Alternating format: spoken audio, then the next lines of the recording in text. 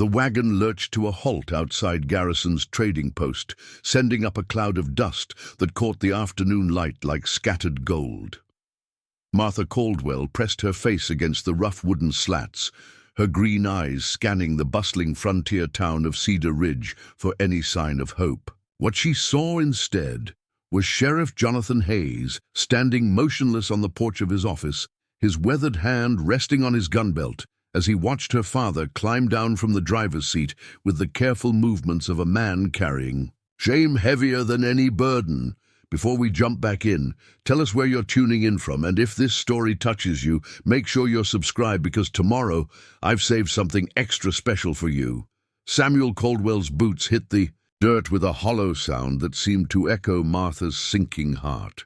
In his trembling hands, he clutched a leather pouch that contained everything left of their family's fortune, 17 silver dollars and a handful of copper pennies. Not enough to pay their debts, not enough to save their farm, not enough to prevent what was about to happen, but it was exactly enough to change the life of a sheriff who had spent 15 years believing that justice was something you could hold in your hands, measure in dollars, or enforce with a badge. What Jonathan Hayes didn't know, as he watched Samuel approach the trading post with shoulders bent under an impossible weight, was that this moment would shatter everything he thought he understood about right and wrong, about the law he served, and about the kind of man he really was beneath the star pinned to his chest. The morning had started like any other in the Caldwell household, with Martha tending to their small vegetable garden, while her father mended fences that seemed to break, faster than they could be repaired. The drought had lasted 3 months now, turning their once fertile land into cracked earth that mocked their efforts to coax life from its hardened surface.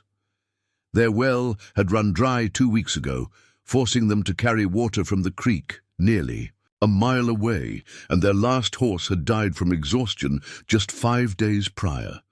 Samuel Caldwell had been a proud man once. Before the drought, before the failed crops, before the loans that accumulated like storm clouds on the horizon, he had been known throughout the territory as a man of his word.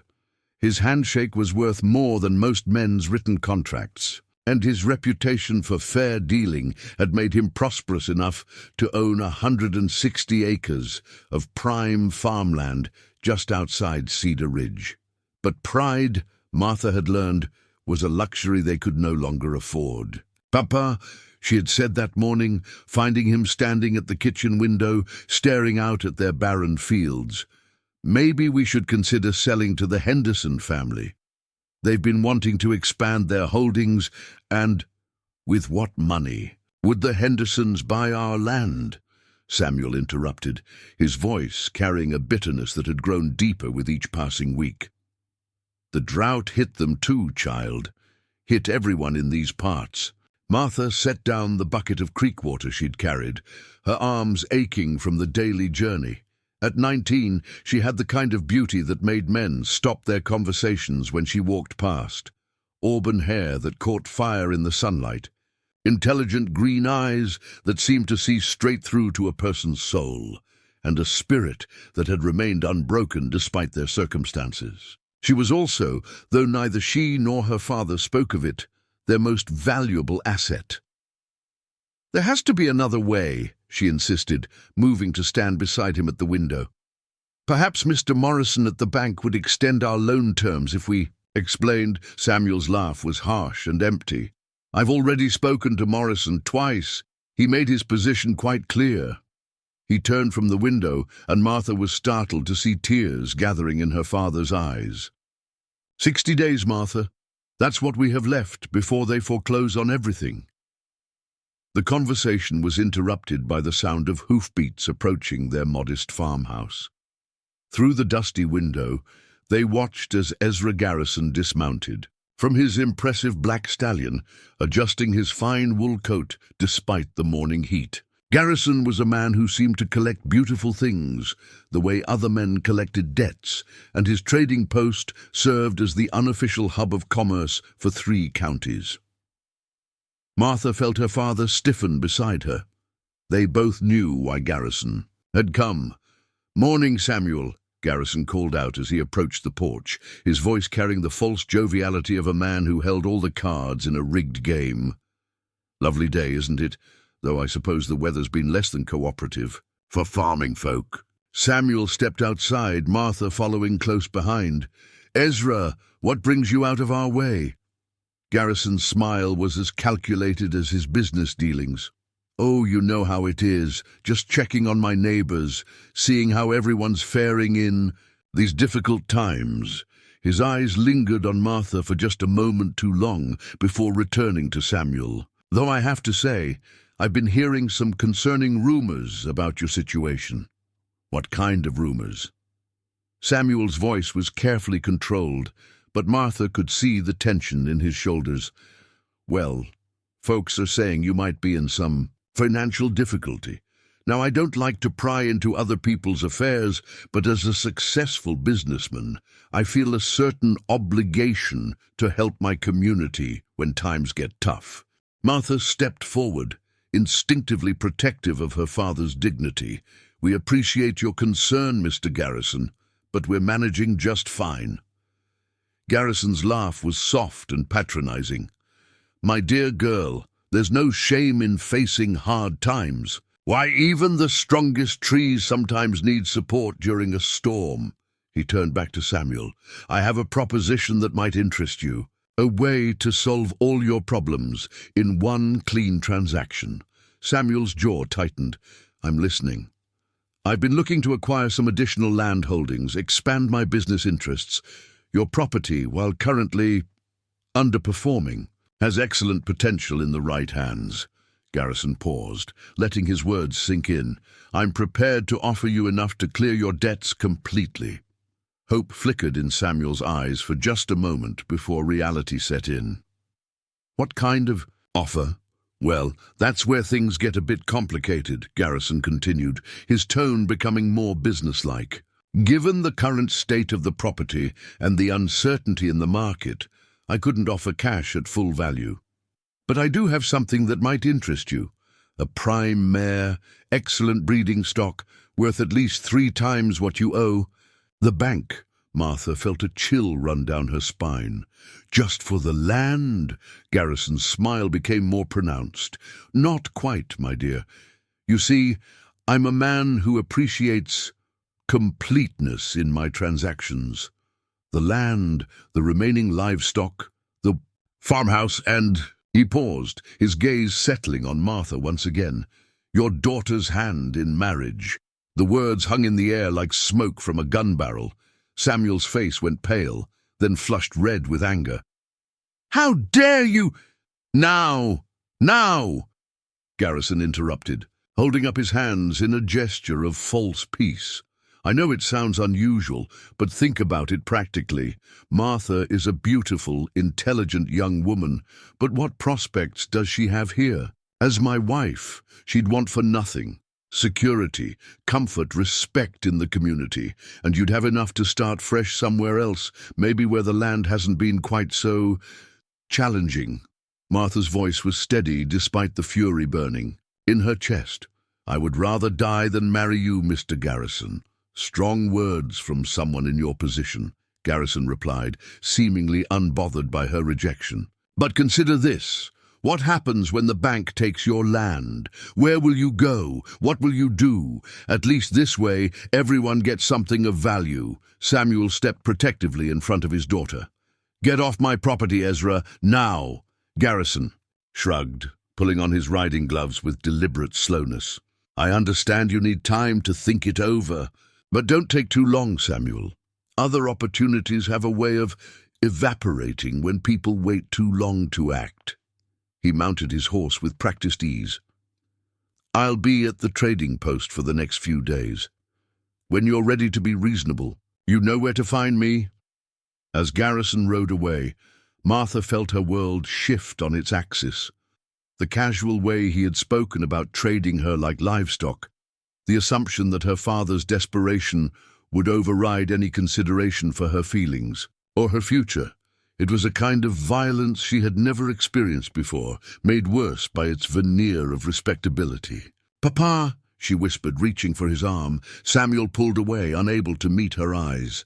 "I need to think," he said hoarsely. "I need to figure out another way." But as the days passed, it became increasingly clear that there was no other way. The bank sent notice that their loan extension had been denied. The few neighbors who might have helped were struggling with their own problems, and every morning brought them closer to losing everything they had worked for, everything that connected them to Martha's mother's memory, everything that made them who they were. On the fourth day after Garrison's visit, Samuel sat at their small kitchen table with a bottle of whiskey that he didn't remember buying, staring at a letter from the bank that he couldn't bear to read again. Martha found him there as the sun was setting, his head in his hands, his shoulders shaking with silent sobs. "Papa," she said softly, settling into the chair across from him. When he looked up, Martha saw something in her father's eyes that frightened her more than Garrison's proposition, more than the threat of foreclosure, more than their uncertain future. She saw defeat. "I've failed you," he whispered. "Your mother trusted me to take care of you, to protect you, and I've failed completely." Martha reached across the table and took his weathered hands in hers. "You haven't failed anyone. We're facing something that's bigger than both of us, but that doesn't make you a failure." Samuel's voice cracked as he spoke. "What if Garrison is right? What if this is the only way to keep you from ending up destitute on the streets? At least as his wife, you'd be safe, provided for." "Papa, no." Martha's voice was firm, though her heart was breaking at the desperation in her father's eyes. "There has to be another way. We just haven't found it yet." Preparing and narrating this story took us a lot of time, so if you are enjoying it, subscribe to our channel. It means a lot to us. Now back to the story.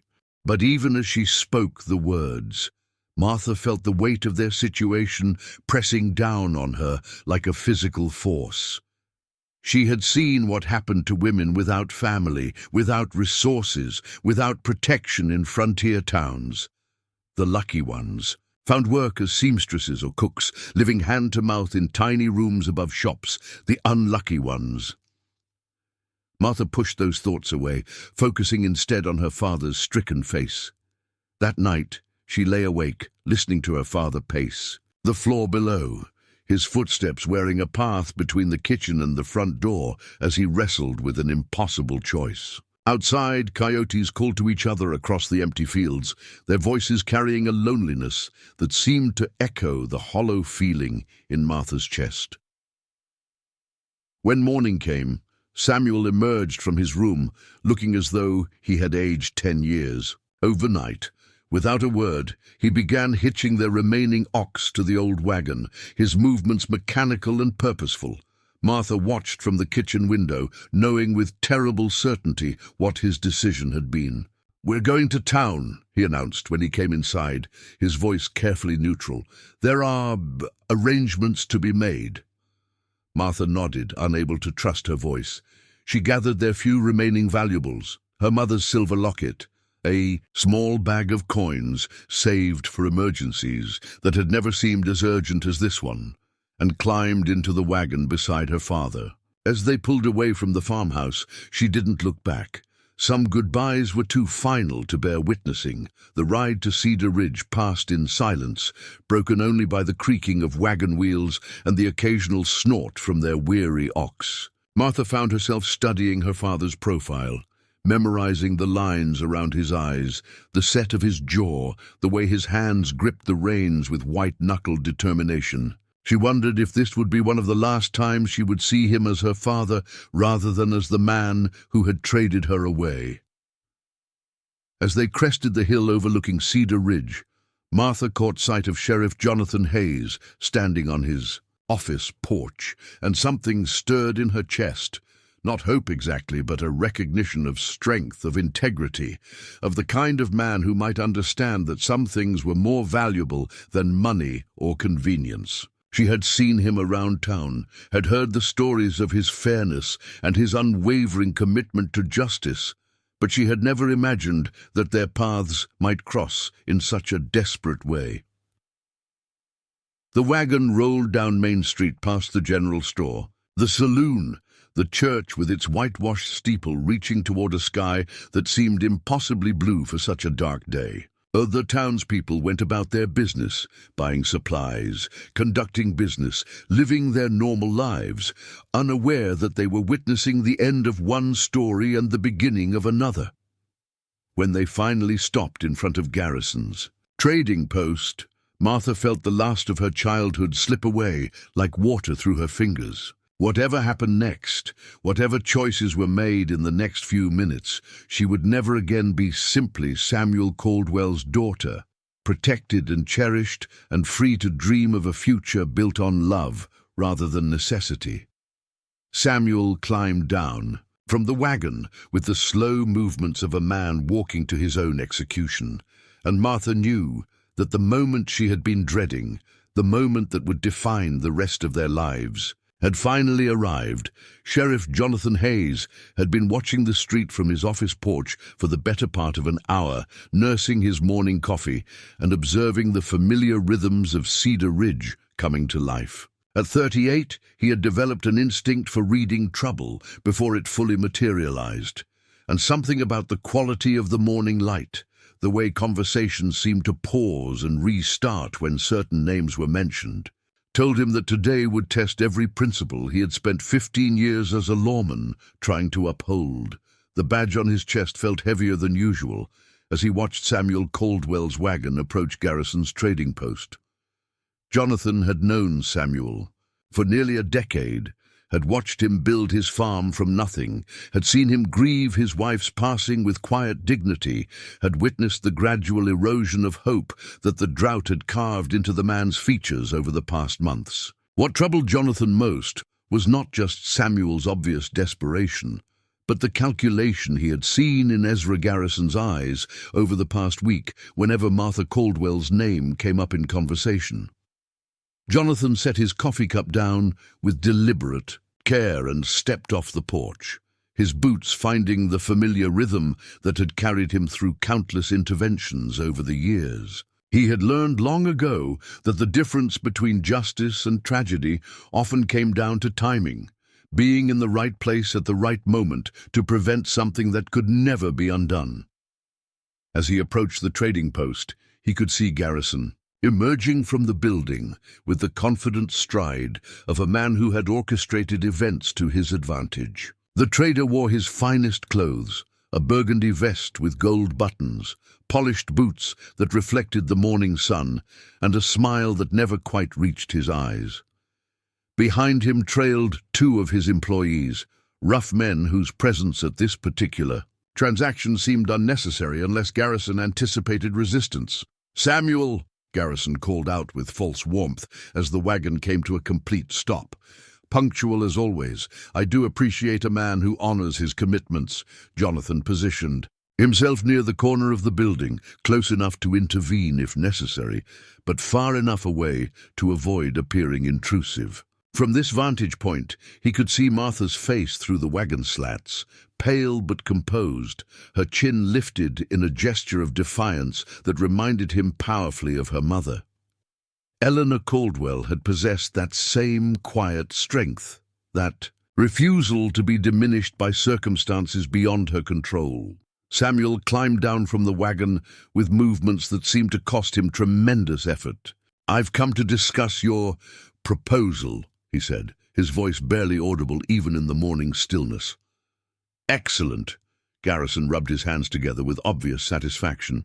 "Though I have to say, you've certainly taken your time considering what should have been a straightforward business transaction." "There's nothing straightforward about what you're asking," Samuel replied, a flash of his old fire breaking through his resignation. Garrison's expression shifted subtly, revealing the steel beneath his veneer of respectability. "My dear Samuel, I'm offering you a solution to an impossible situation. Your debt's cleared, your daughter provided for. A fresh start somewhere the land might be more cooperative. Many men would consider such an offer a blessing." Jonathan felt his jaw tighten as the true nature of the transaction became clear. He had heard rumors, of course, whispered conversations in the saloon about Garrison's unconventional business practices, his tendency to acquire things that weren't technically for sale. But hearing it spoken aloud, witnessing the casual way the man discussed trading a human being like livestock, ignited something cold and dangerous in Jonathan's chest. Martha's voice carried clearly across the dusty space between the wagon and the trading post. "I haven't agreed to anything, Mr. Garrison, and I won't be discussed as though I'm not here." Spirited, Garrison chuckled, as though her objection amused rather than concerned him. "I do admire that quality in a woman. It suggests she'll provide interesting conversation during the long winter evenings." The implication in his tone made Jonathan's hand drift instinctively toward his gun, though he forced himself to remain still. This wasn't yet a matter for the law. Not technically, not if the transaction proceeded with Samuel's consent. But every instinct honed by years of protecting the innocent screamed that he was witnessing something fundamentally wrong, something that would stain everyone involved if allowed to proceed. Samuel reached into his coat and withdrew a folded document. The deed to his property, Jonathan realized with growing alarm. "The land is worth more than my debts," Samuel said, his voice strengthening slightly. "Even in its current condition, it's valuable enough to clear what I owe and leave something over." "Perhaps," Garrison conceded, "but you're forgetting the complications. The drought damage, the uncertainty about when the rains might return, the general instability in agricultural markets." He paused, letting his words settle. "And then there's the matter of your daughter's future. Surely her welfare is worth something to you." The casual cruelty of the statement hit Samuel like a physical blow. Jonathan watched the older man's shoulders sag as the full weight of his impossible choice pressed down on him. Here was a father faced with the prospect of his daughter's destitution, weighed against her unwilling sacrifice, a choice no parent should ever have to make, orchestrated by a man who profited from others. Desperation. "Show me the horse," Samuel said finally, the words seeming to tear themselves from his throat. Garrison gestured toward the stable behind his trading post. "Certainly, though I should mention that the animal comes with certain expectations regarding the completion of our agreement." As they moved toward the stable, Martha climbed down from the wagon, despite her father's gesture for her to remain. Jonathan admired her courage, even as his heart ached for her situation. She walked, with the same dignity her mother had possessed, refusing to be cowed by circumstances that would have broken weaker spirits. The horse Garrison led from the stable was indeed magnificent, a chestnut mare with perfect conformation and intelligent eyes that seemed to assess everyone present. Under different circumstances, Jonathan might have admired the animal's obvious quality. Today, the sight of such beauty being used as currency in human trafficking filled him with revulsion. "Thoroughbred bloodlines," Garrison announced proudly, running his hand along the mare's neck. "She's already proven herself as a broodmare, and she's young enough to produce foals for years to come. Conservative estimates put her value at $1,500, more than enough to clear your debts and provide a comfortable start elsewhere." Samuel walked slowly around the horse, his experienced eye taking in details that spoke to years of working with animals. Jonathan could see the conflict playing out on the farmer's weathered features, recognition of the horse's genuine worth warring with revulsion at the price being demanded.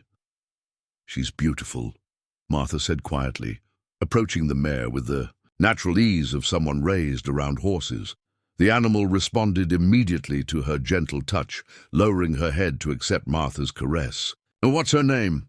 "Liberty," Garrison replied with obvious irony, "though I suppose she'll need a new name once the transaction is complete. After all, liberty is a luxury few of us can truly afford, isn't it?" The symbolism wasn't lost on anyone present. Jonathan felt something crystallize in his chest, a clarity of purpose that had been building since he first witnessed Garrison's predatory smile. This wasn't just about one family's tragedy or one man's greed. This was about the kind of community, Cedar Ridge would become the kind of future they would build, the kind of justice that would prevail when power faced off against desperation. "The papers," Garrison continued, producing a leather portfolio from his coat. "Everything is properly drawn up and ready for signatures. Deed transfer, debt assumption, and—" He paused, offering Martha a smile that made Jonathan's skin crawl. "Marriage contract. Simple, straightforward, beneficial to all parties." Martha recoiled as though struck. "I haven't agreed to sign anything." "My dear girl." Garrison's tone became patronizing. "Your agreement isn't actually required under territorial law. Your father has full authority to arrange your marriage as he sees fit, though I would, of course, prefer your willing participation."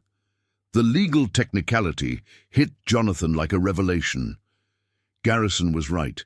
Territorial law did give fathers broad authority over their daughters' marriages, especially in matters of family debt and survival. The trader had carefully constructed his proposal to operate within the bounds of law while violating every principle of human decency. Samuel's hands trembled as he reached for the papers. "I need a moment to review these." "Certainly."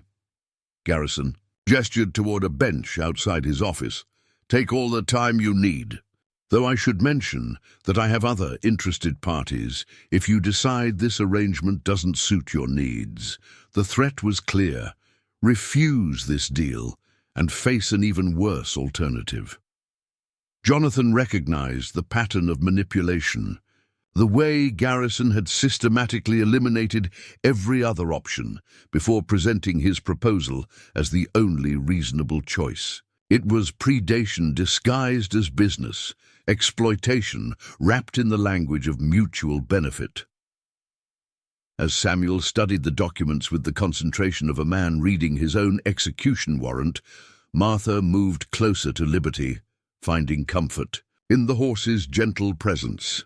Jonathan watched her whisper something to the animal, saw the mare's ears prick forward as though she understood the gravity of the moment. "Sheriff Hayes," Garrison called out suddenly, having apparently noticed Jonathan's presence. "How good of you to join us. I was just conducting a bit of business with Mr. Caldwell here. Nothing that requires official attention, of course." Jonathan stepped forward, his movement deliberate and measured. "Just making my rounds, Ezra, making sure everything in my town proceeds according to law and conscience." The emphasis on conscience wasn't lost on Garrison, whose smile became more strained. "Naturally, though I'm sure you'll agree that private business arrangements between consenting parties fall outside your jurisdiction." "Depends on whether all parties are truly consenting," Jonathan replied, his gaze moving to Martha. "Miss Caldwell, you seem distressed. Is there anything I should know about this arrangement?" Martha met his eyes with a directness that reminded him again of her mother. "Sheriff Hayes, what are the legal requirements for a marriage contract in the territory?" The question was carefully phrased, and Jonathan understood immediately what she was asking. "Both parties must be of legal age, which you are, and both must give their consent before a recognized official. The consent must be freely given, without coercion or duress." Garrison's expression darkened slightly. "Sheriff, I'm sure you're not suggesting that there's any coercion involved here. Mr. Caldwell is simply making a practical decision about his family's future." "I'm suggesting," Jonathan replied evenly, "that any arrangement that doesn't account for Miss Caldwell's freely given consent would be problematic from a legal standpoint." Samuel looked up from the papers, confusion and hope warring in his expression. "Are you saying Martha has to agree?" "I'm saying," Jonathan continued, his voice gaining strength, "that any marriage performed under duress would be invalid under territorial law, and any contract that attempts to enforce such a marriage would be unenforceable." The statement hung in the air like a challenge. Garrison's careful legal construction suddenly seemed less solid, his position less unassailable. Jonathan could see the trader's mind working, calculating new angles and alternative approaches. "An interesting interpretation," Garrison said finally, "though I'm sure Mr. Caldwell understands that his daughter's refusal to cooperate would leave his family in a rather difficult position." The threat was more open now, the pretense of mutual benefit stripped away to reveal the coercion beneath. Jonathan felt the familiar tension that preceded action, the moment when observation became intervention. "Martha," Samuel's voice was hoarse with unshed tears. "I don't know what else to do. If we lose the farm, if we can't pay our debts—" "Papa." Martha moved to her father's side, taking his weathered hands in hers. "Look at me. Really look at me." When Samuel met her eyes, she continued with quiet intensity. "Mama didn't raise me to be traded like livestock. She didn't raise you to sacrifice your daughter's freedom for financial security. But what choice do we have?" Samuel's voice cracked with desperation.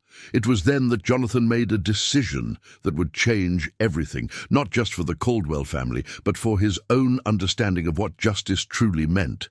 He stepped forward, removing his hat in a gesture of respect and determination.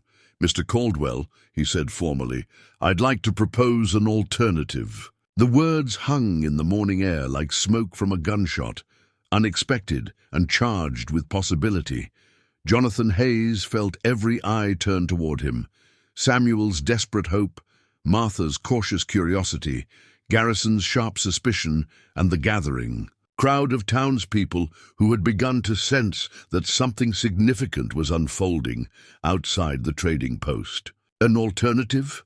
Garrison's voice carried a dangerous edge. "Sheriff, surely you're not thinking of interfering in a private business transaction between willing parties."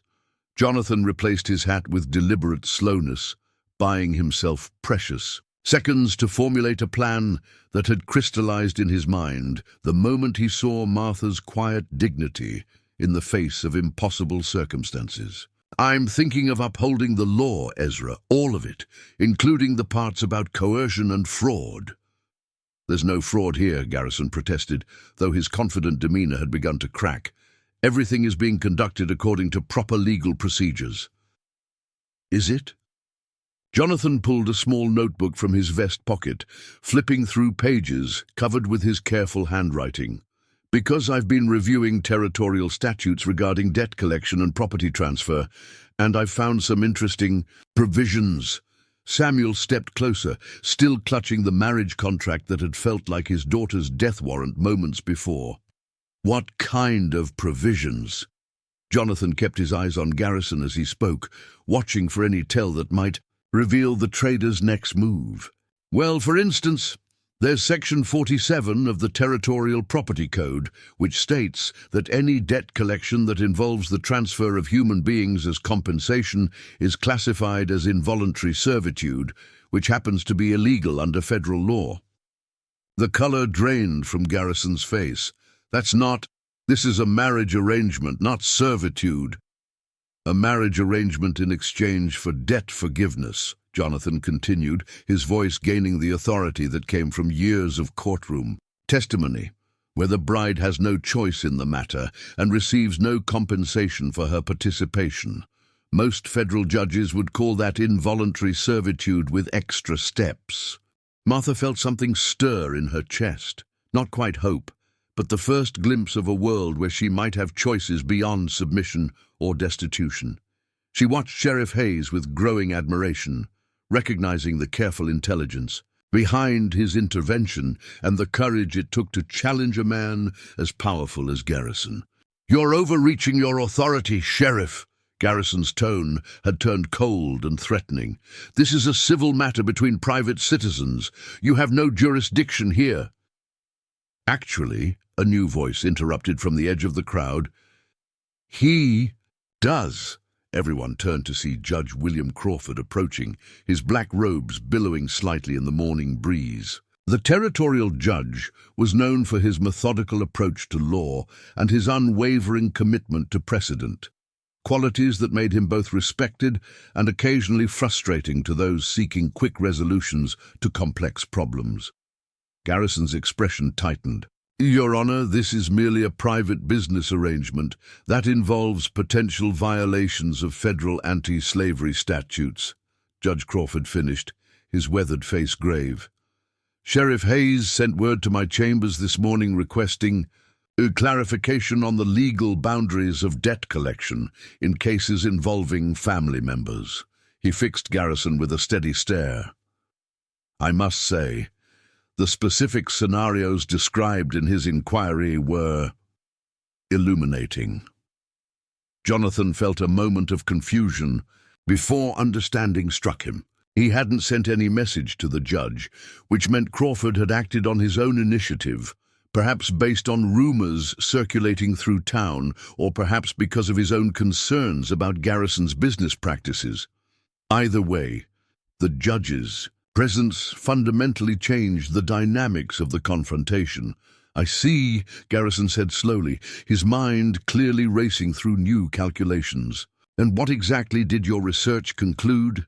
Judge Crawford opened a leather portfolio he'd been carrying. That any contract purporting to transfer a person's freedom or bodily autonomy in exchange for debt relief is void as a matter of law. Furthermore, any attempt to enforce such a contract through coercion or economic duress constitutes a criminal violation of federal statutes. Samuel's legs nearly gave out with relief. Martha moved quickly to steady him, her own heart pounding, with the realization that the trap that had seemed inescapable moments before might actually have an exit. However, Judge Crawford continued, and everyone's attention sharpened, the underlying debt remains a legitimate concern. Mr. Caldwell still owes money to the bank, and that institution has legal rights that must be respected. The hope that had begun to bloom in Martha's chest withered slightly.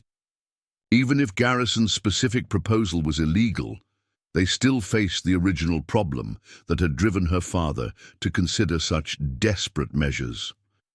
Jonathan had anticipated this moment. Your Honor, what if there were an alternative way to address both the debt and the legal concerns you've raised? I'm listening, Sheriff. Jonathan turned to address Samuel directly.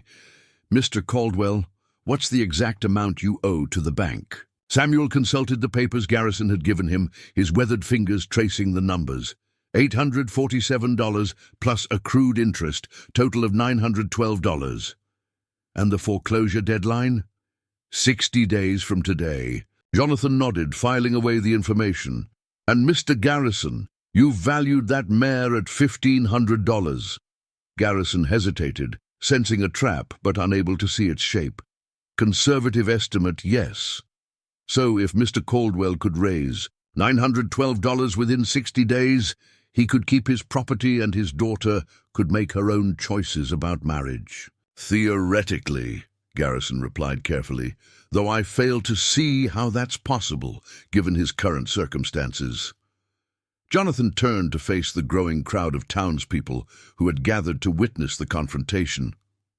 Among them, he recognized faces he'd known for years, merchants, farmers, craftsmen, families who had built Cedar Ridge through cooperation and mutual support rather than exploitation and manipulation. Citizens of Cedar Ridge, he called out, his voice carrying the authority of his office, but also something more personal, more passionate. We're facing a test today, a test of what kind of community we want to be.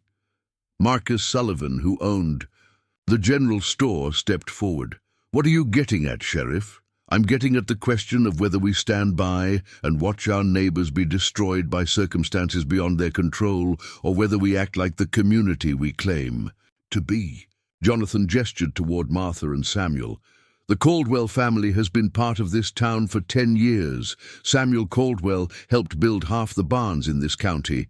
Martha Caldwell taught reading to children whose parents couldn't afford proper schooling. When the Jackson family lost their house to fire 3 years ago, who do you think organized the rebuilding effort? Murmurs of recognition rippled through the crowd. People remembered Samuel's generosity, Martha's kindness, the way the Caldwell family had always been first to help when neighbors faced trouble. Now they're facing their own crisis, Jonathan continued. And we have a choice. We can let predators like Garrison tear our community apart by exploiting people's desperation, or we can show what real neighbors do for each other. Garrison's face had gone pale with rage. "Sheriff, you're way out of line here. This is character assassination. This is truth-telling," Jonathan shot back. "You saw a family in crisis and tried to profit from their misery. You tried to buy a human being like she was livestock.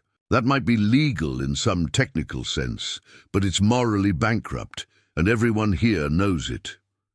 Judge Crawford stepped forward. "Sheriff Hayes, what exactly are you proposing?"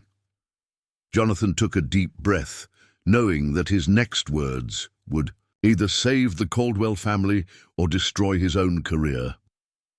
"I'm proposing that the good people of Cedar Ridge loan Samuel Caldwell the money he needs to save his farm. Not a handout, a loan, with reasonable terms and a payment schedule he can manage once his crops come in next season." The suggestion sparked immediate discussion among the gathered townspeople. Some voices expressed concern about the risks involved. Others showed enthusiasm for helping their neighbors, and still others debated the practical details of such an arrangement. "And what guarantee would lenders have that they'd be repaid?" asked Mrs. Patterson, who ran the boarding house. "My word," Samuel said suddenly, his voice stronger than it had been all morning. "My word and my reputation. I've never failed to honor a debt in my life, and I won't start now." "That's not enough," called out Tom Bradley, one of the wealthier ranchers. "Words don't pay bills." Jonathan had expected this objection. What if there were collateral? Not the farm itself, but something else of value. He turned to look at the magnificent mare that had started this entire confrontation. "Mr. Garrison, you've established that horse's value at $1,500. If Mr. Caldwell could purchase her with the community loan, she'd serve as more than adequate collateral for the debt." Garrison's eyes widened with understanding and fury. "You can't be serious.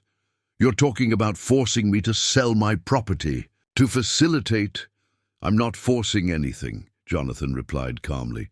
"I'm simply pointing out that if the horse is worth what you claim, and if Mr. Caldwell can raise the purchase price through community support, then you'd be making a substantial profit while the Caldwell family gets a chance to rebuild." "It's brilliant," Martha whispered, seeing the elegant solution Jonathan had constructed. If they could buy liberty from Garrison, they'd have collateral worth more than their debt. The trader would make his profit through a legitimate sale, and she would remain free to make her own choices about her future. Judge Crawford consulted his papers. From a legal standpoint, such an arrangement would address all the concerns raised by the original proposal. The debt would be handled through conventional lending secured by legitimate collateral, eliminating any questions about involuntary servitude or coercion. The crowd's discussion grew more animated as people began to grasp the implications of Jonathan's proposal. Several townspeople approached Samuel to ask detailed questions about his farming plans, his repayment timeline, and the specifics of his financial situation. Garrison realized that he was losing control of the situation entirely. "This is absurd. I'm under no obligation to sell that horse to anyone, regardless of what romantic notions the sheriff might have about community cooperation." "Of course not," Jonathan agreed. "But you've publicly established her value and expressed willingness to accept her as payment for services rendered.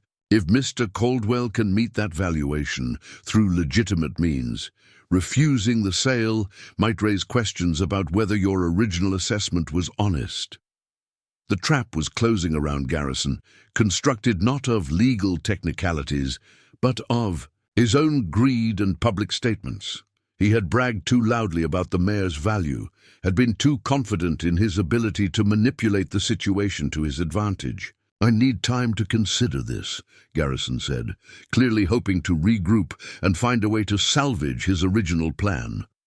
"Of course," Judge Crawford replied, "though I should point out that community sentiment seems to be coalescing rather quickly around Sheriff Hayes's proposal. Delay might simply allow more people to organize their participation." Indeed, the crowd was already beginning to take on the characteristics of an organized effort. Marcus Sullivan had produced a ledger and was recording names and potential contribution amounts. Mrs. Patterson was discussing repayment schedules with Samuel. Even Tom Bradley had approached to ask about the specifics of using the horse as collateral. Martha found herself standing beside Liberty again, stroking the mare's neck as she watched her community rally around her family. The horse seemed to sense the change in atmosphere. Her ears pricked forward with interest, rather than the wariness she had shown during Garrison's presentation. "She likes you," Jonathan observed, approaching with his hat in his hands. "I like her too," Martha replied, "though I have to admit, I never imagined being saved by a horse I'd never met before today." Jonathan smiled, the first genuine smile anyone had seen from him all morning. "Sometimes salvation comes from unexpected directions. The important thing is being ready to recognize it when it arrives." "Sheriff Hayes," Martha said formally, then paused and started again. "Jonathan, what you've done today, what you're risking for my family, I don't know how to thank you." "Don't thank me yet," Jonathan replied, though his eyes held a warmth that made Martha's heart flutter unexpectedly. "We still have to see if the community comes through and whether Mr. Garrison accepts the legitimacy of our alternative." As if summoned by the mention of his name, Garrison approached them with his jaw set in determination. "Sheriff, Miss Caldwell, I've made my decision regarding your creative proposal." The entire crowd fell silent, sensing that the next few moments would determine the outcome of the most dramatic confrontation Cedar Ridge had seen in years. Martha felt her father's hand find hers, felt Jonathan's steady presence beside her, felt the weight of community support surrounding them like armor against whatever Garrison might try next. The trader's next words would either set them free or plunge them back into the nightmare they had almost escaped. Ezra Garrison stood in the center of what had become an impromptu town meeting, his carefully cultivated image of respectability crumbling like a facade stripped bare by an unexpected storm. The morning sun had climbed higher during the confrontation, casting harsh shadows that seemed to emphasize the lines of calculation and cruelty that had always lurked beneath his polished exterior. "Very well," he announced, his voice carrying across the gathered crowd with forced authority. "I'll accept your community's generous offer. $1,500 for the mare, cash payment, transaction to be completed within 24 hours. A collective intake of breath swept through the townspeople. The amount was substantial, more than many families saw in 2 years of hard work. But Jonathan had anticipated this moment and the challenge it would represent. 24 hours seems rather restrictive, Judge Crawford observed mildly. Given that organizing a community fundraising effort of this magnitude typically requires more time for proper coordination. Garrison's smile held no warmth.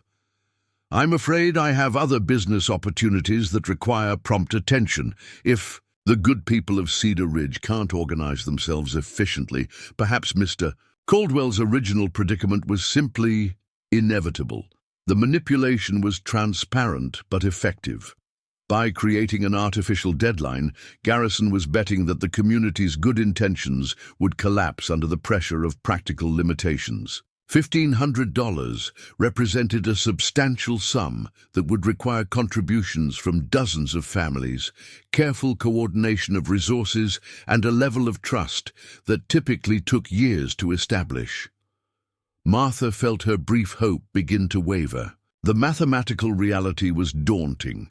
Even if every family in Cedar Ridge contributed, the average household would need to pledge $20 or $30, amounts that represented significant sacrifices for people who measured their own prosperity in modest increments. However, Jonathan said loudly, stepping forward with the confidence of a man who had spent the morning calculating possibilities. 24 hours should be more than sufficient. His declaration drew surprised murmurs from the crowd. Samuel turned to stare at the sheriff with a mixture of gratitude and disbelief, while Martha found herself studying Jonathan's face for any sign of doubt or uncertainty.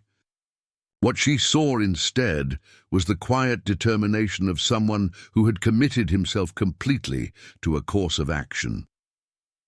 "Sheriff," Marcus Sullivan called out from where he stood with his hastily organized ledger, "I've got preliminary commitments for maybe $400. That's substantial, but we're still more than 1,000 short. Which brings us to the second part of my proposal," Jonathan replied, his voice carrying clearly across the gathering. "Mr. Caldwell, you mentioned that your property includes not just farmland, but also mineral rights to the entire section, correct?" Samuel nodded slowly, unsure where this line of questioning might lead. "My father-in-law included mineral rights when he deeded the land to Eleanor and me as a wedding gift, though I've never had cause to explore what might be beneath the surface. And those rights would be lost if the bank forecloses?" "Everything would be lost," Samuel confirmed, his voice heavy with the weight of that reality. Jonathan turned to address the crowd directly. "Ladies and gentlemen, I've spent considerable time over the past months reviewing territorial geological surveys. The rock formations beneath the Caldwell property are identical to those found on the Morrison Ranch, where they discovered that significant silver vein last spring." The mention of the Morrison silver strike sent a ripple of excitement through the gathered townspeople. The Morrison family had transformed themselves from struggling homesteaders to regional prosperity virtually overnight when they discovered a vein of silver ore running beneath their grazing land. "Are you suggesting that Samuel's land might contain silver?" asked Tom Bradley, his earlier skepticism replaced by sharp interest. "I'm suggesting that the mineral rights alone represent potential value far exceeding the current debt," Jonathan replied carefully. "And I'm proposing that those mineral rights serve as the primary collateral for our community loan, with the mayor as secondary security." Judge Crawford consulted his legal documents.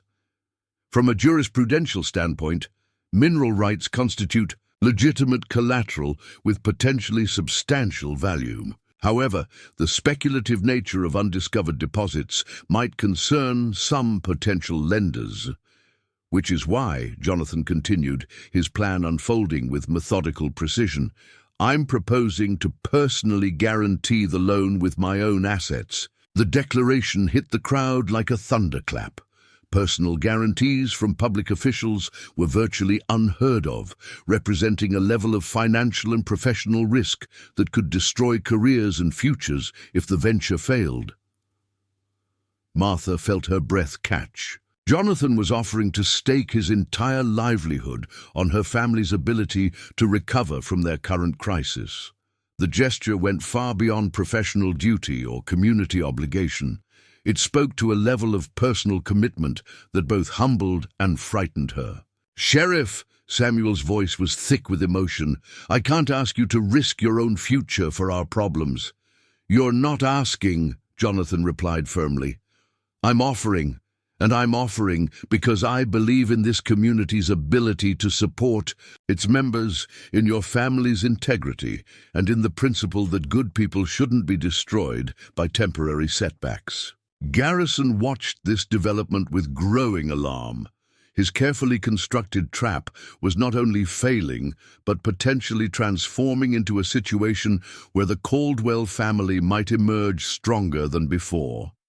If the community loan succeeded, and the mineral rights proved valuable, Samuel would be able to repay his debts while retaining ownership of property that could make him wealthy. "This is all very touching," Garrison interjected with barely concealed fury, "but it doesn't change the fundamental mathematics. $1,500, 24 hours, cash payment. Those are my terms."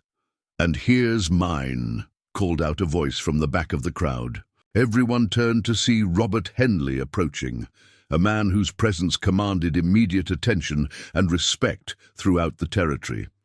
Henley owned the largest ranch in 3 counties, employed dozens of workers, and served on the territorial legislature.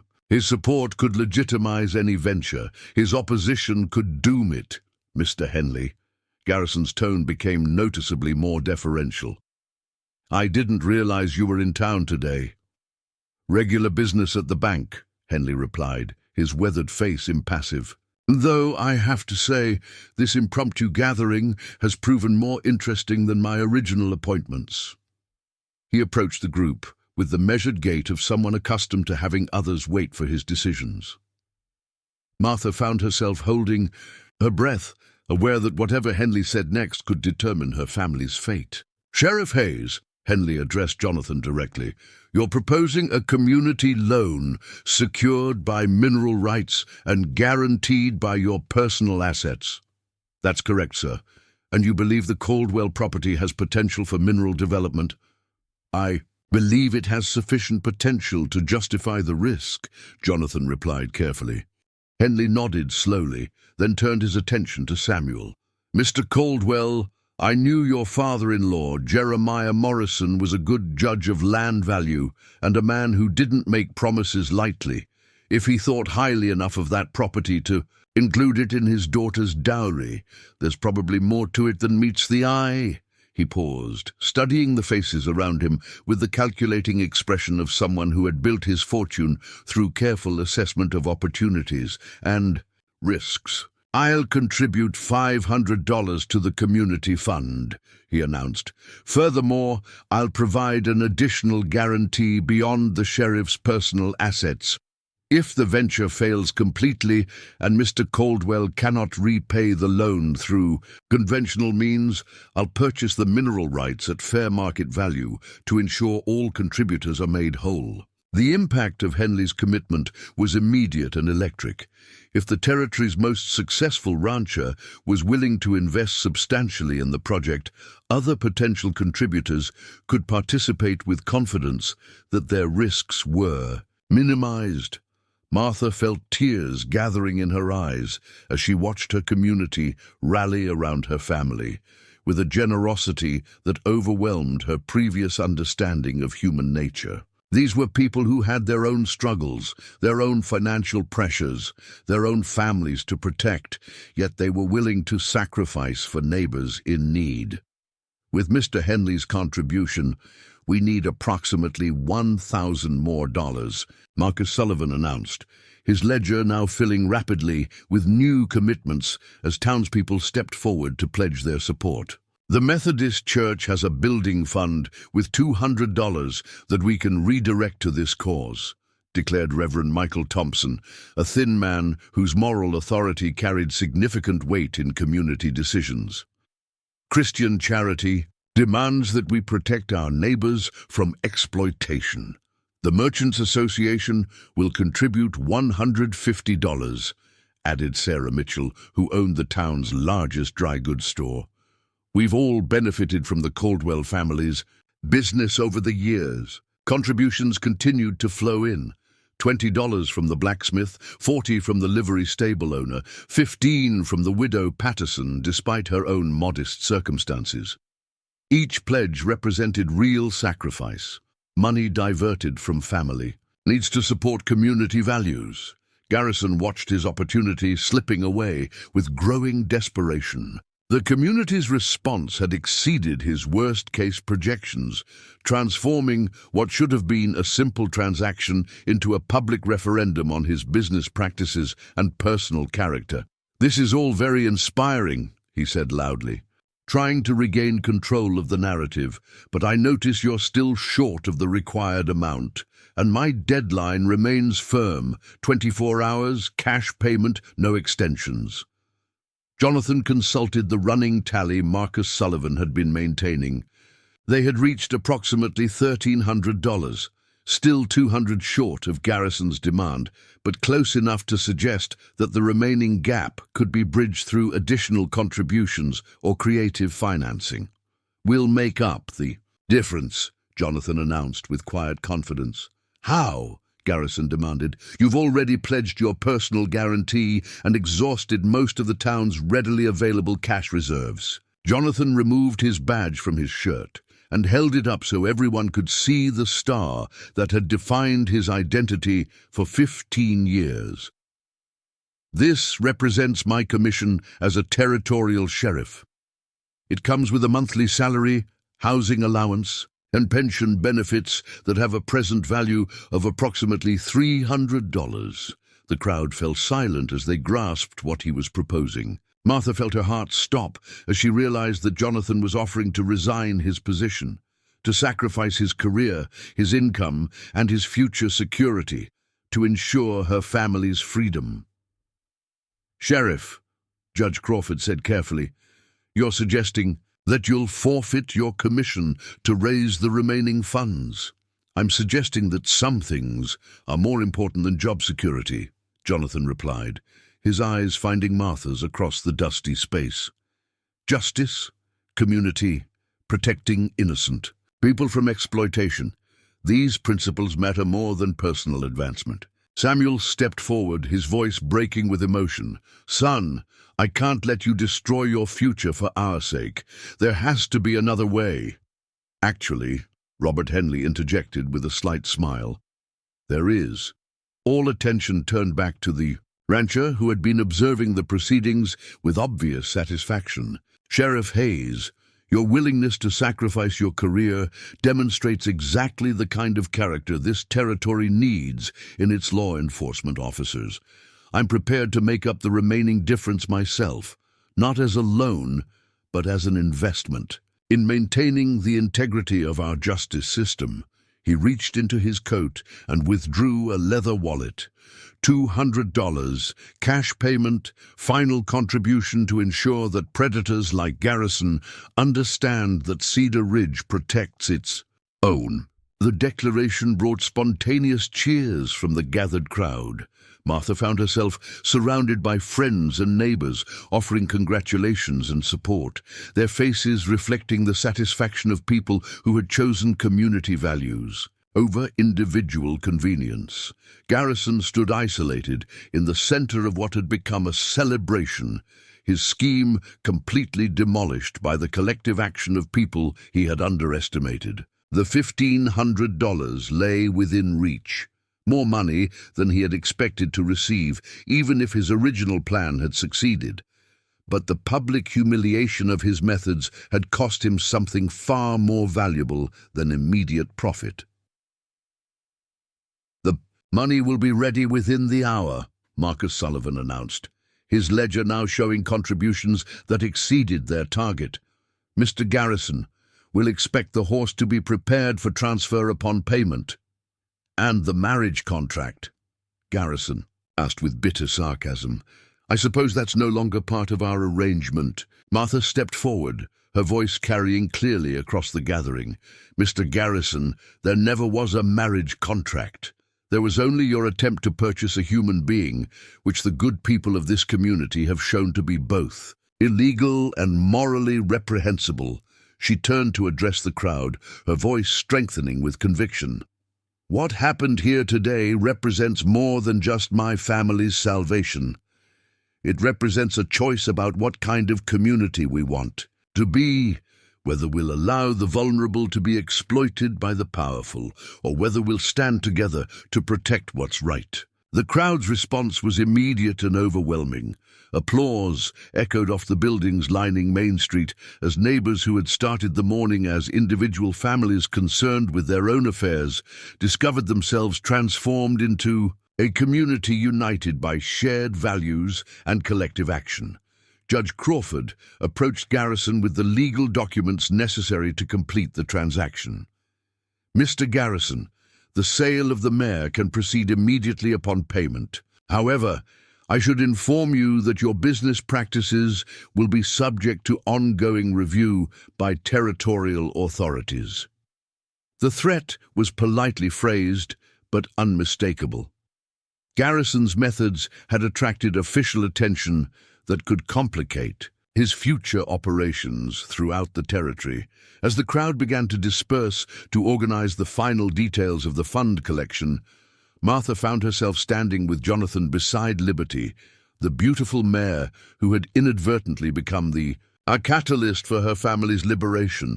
"She really is magnificent," Martha observed, stroking the horse's neck with growing affection. "She is," Jonathan agreed, though his eyes remained fixed on Martha rather than the animal. "Though I have to say, her courage doesn't compare to her new owner's." Martha felt warmth spreading through her chest at the compliment, and the obvious admiration in Jonathan's voice. "I had good examples to follow. My mother always said that strength isn't about never being afraid. It's about doing what's right, despite the fear." "Your mother sounds like a wise woman." "She was," Martha replied softly. "I think she would have approved of what happened here." "Today," Jonathan stepped closer, his voice dropping to a more intimate tone. "Martha, what I said earlier about some things being more important than job security, I meant every word. This community, your family's welfare, your freedom to choose your own future, these things matter more than any career or personal advancement." The sincerity in his voice made Martha's heart race. She had spent the morning believing that her choices were limited to submission or destitution, only to discover that there were people willing to sacrifice their own security to expand her options. "Jonathan," she said carefully, "what you've done today, what you've risked for my family, it's beyond anything I ever imagined possible. But I need you to know that I won't be the reason you destroy your future." He smiled, the expression transforming, his weathered features with unexpected warmth. "Martha, you're not destroying anything. You're giving me the chance to build something better, a future based on principles rather than convenience, community rather than isolation." Before Martha could respond, Samuel approached with tears streaming down his weathered cheeks. "Sheriff Jonathan, how can I ever repay what you've done for us today?" "By rebuilding your farm," Jonathan replied simply, "by proving that good. People can overcome bad circumstances when they have the support they need. By raising your daughter to be the kind of woman who would choose courage over comfort." Samuel laughed through his tears.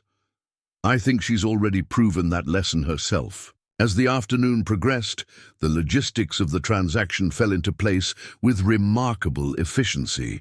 The community fund reached its target, the legal documents were prepared and executed, and Liberty officially became the property of the Caldwell family, not as payment for Martha's freedom, but as legitimate collateral for a loan that represented the best qualities of frontier cooperation. Garrison departed Cedar Ridge that evening, his wagon loaded with his profits, but his reputation permanently damaged by the day's events. The story of his attempted exploitation would spread throughout the territory, serving as a warning to other predators who might consider targeting vulnerable families. But for Martha, her father, and the community that had rallied to their defense, the evening brought not endings, but new beginnings, the promise of better days built on the foundation of what they had accomplished together when justice demanded more than laws alone could provide. 3 weeks had passed since the confrontation at Garrison's trading post, and the story had taken on a life of its own throughout the territory. Travelers carried the tale from town to town, each retelling adding new details about the community that had stood against exploitation and the sheriff who had risked everything for justice. But for Martha Caldwell, the real story was just beginning to unfold in the quiet moments between the dramatic headlines. She stood in the early morning light beside Liberty's paddock, watching the magnificent mare graze peacefully in the pasture that had nearly been lost forever. The horse had adapted quickly to her new home, forming an immediate bond with Martha that seemed to transcend the circumstances of their introduction. There was something almost mystical about their connection, as though Liberty understood that she represented more than just valuable collateral. She was a living symbol of freedom, preserved through community courage. "You're up early again," Jonathan's voice carried across the yard as he approached from the direction of the main road, his boots crunching softly on the frost-covered grass. Martha turned to greet him with a smile that had become as natural as breathing over the past weeks. "Liberty seems to prefer the morning hours. I think she's trying to tell me that the best opportunities come to those who rise with the sun." Jonathan joined her at the fence, his presence bringing the kind of warmth that had nothing to do with the weather. Over the past 3 weeks, his daily visits to check on the Caldwell family's progress had evolved into something much more personal than official concern. Their conversations ranged from practical matters like farming techniques and loan repayment schedules to deeper discussions about dreams, values, and the kind of future they wanted to build in the territory. "Any word from the Geological Survey team?" Martha asked, referring to the experts Robert Henley had commissioned to evaluate the mineral potential of her family's property. "They should arrive next week," Jonathan replied, though his attention seemed focused more on Martha than on business matters. "Though I have to say, watching you work with Liberty these past weeks has convinced me that the real treasure on this property has nothing to do with what might be buried underground." The compliment brought color to Martha's cheeks, but she met his gaze directly with the forthright manner that had first caught his attention. "Jonathan Hayes, are you suggesting that my horse training skills are more valuable than potential silver deposits?" "I'm suggesting," he replied with a grin that transformed his usually serious features, "that there are different kinds of wealth in this world. Some you dig out of the ground, and some you discover in the character of exceptional people." Before Martha could respond to this declaration, Samuel's voice called out from the direction of the house, "Martha, Jonathan, you'd better come see this." They found Samuel standing on the front porch, holding a letter with an expression that mixed excitement with concern. "It's from the Territorial Land Office," he announced as they approached. "They want to discuss our mineral rights and their relationship to the community loan agreement." Jonathan felt a chill that had nothing to do with the morning air. "What kind of discussion?" Samuel handed him the letter, which bore the official seal of the territorial government. "They're sending an investigator to review the legitimacy of using speculative mineral rights as loan collateral. They want to ensure that the arrangement doesn't violate territorial banking regulations."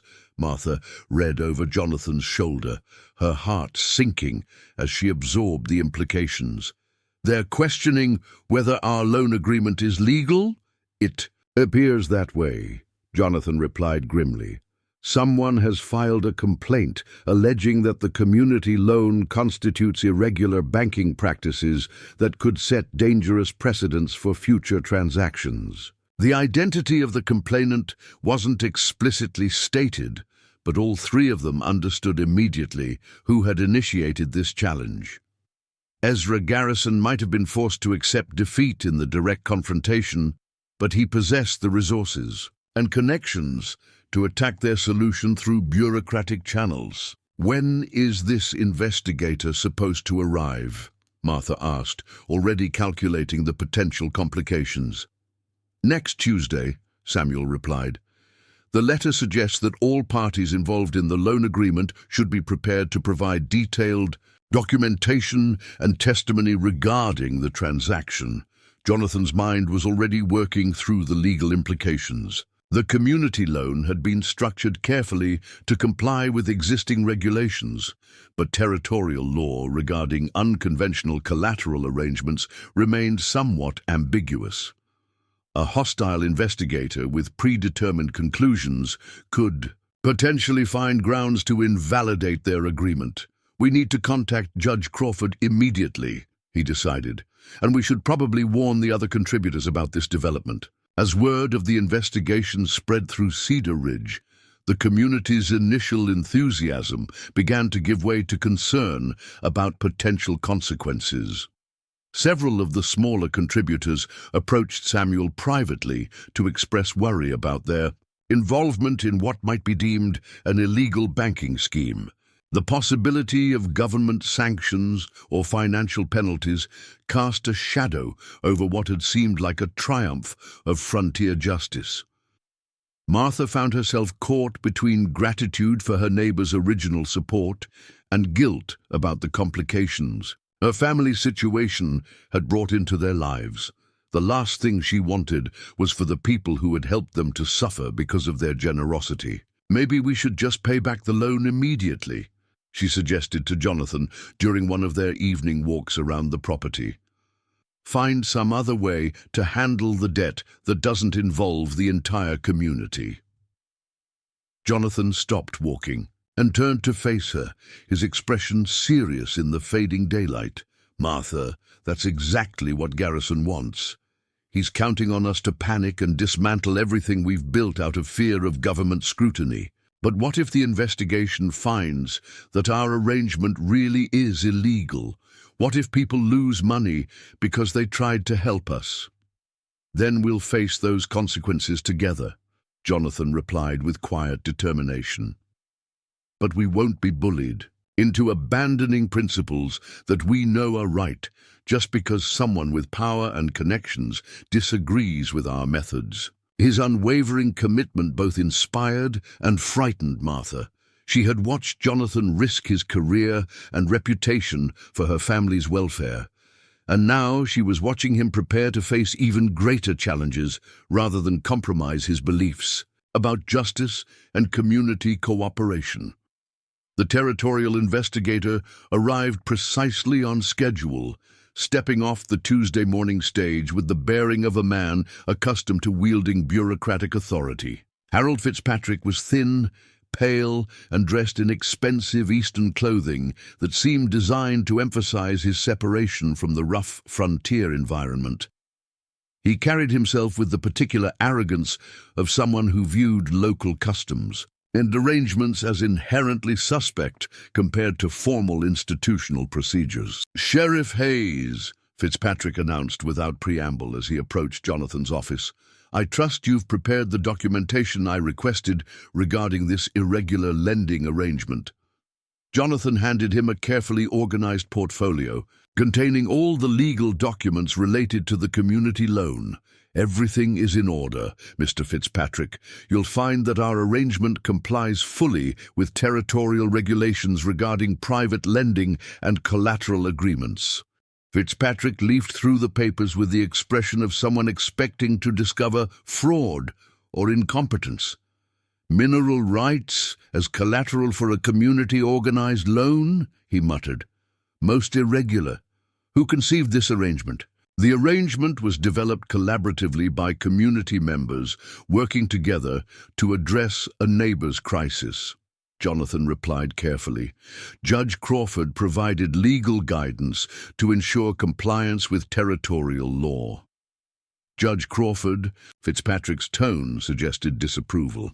"Yes, I've heard about his unconventional interpretations of banking regulations. I'll need to interview him as well, along with all the principal parties involved in this transaction." Over the following 3 days, Fitzpatrick conducted a series of interviews that felt more like interrogations. He questioned Samuel about his farming experience and ability to repay the loan. He grilled Martha about her role in the arrangement and whether she had been pressured to accept the community's assistance. He challenged Robert Henley about his motivations for guaranteeing such a substantial sum.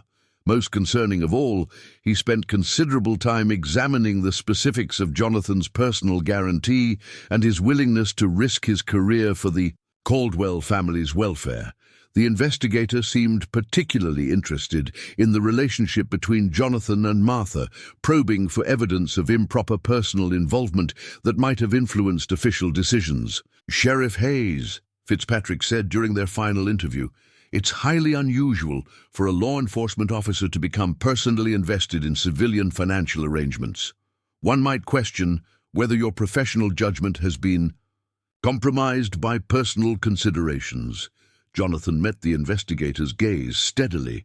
My professional judgment is based on 15 years of experience distinguishing between justice and exploitation.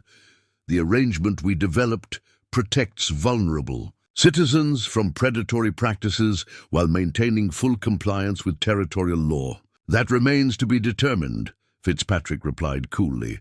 I've also received testimony suggesting that the mineral rights serving as primary collateral may be of questionable value, potentially making this arrangement a form of fraud perpetrated against well-meaning but naive contributors. The accusation hung in the air like a challenge. Jonathan realized that Garrison had not only filed the original complaint, but had also provided testimony designed to undermine the geological basis for their loan arrangement. That evening, Martha found Jonathan sitting alone on her family's front porch, staring out at the property that had become the center of so much controversy. The weight of responsibility and uncertainty had carved new lines around his eyes, making him appear older than his 38 years. You're blaming yourself, she observed, settling beside him on the wooden steps. I'm questioning whether I've led good people into a situation that could destroy them, Jonathan replied honestly.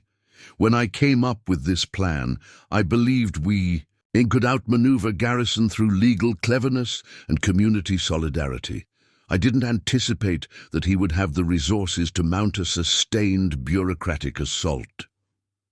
Martha was quiet for a moment, studying his profile in the lamplight that spilled from the house windows.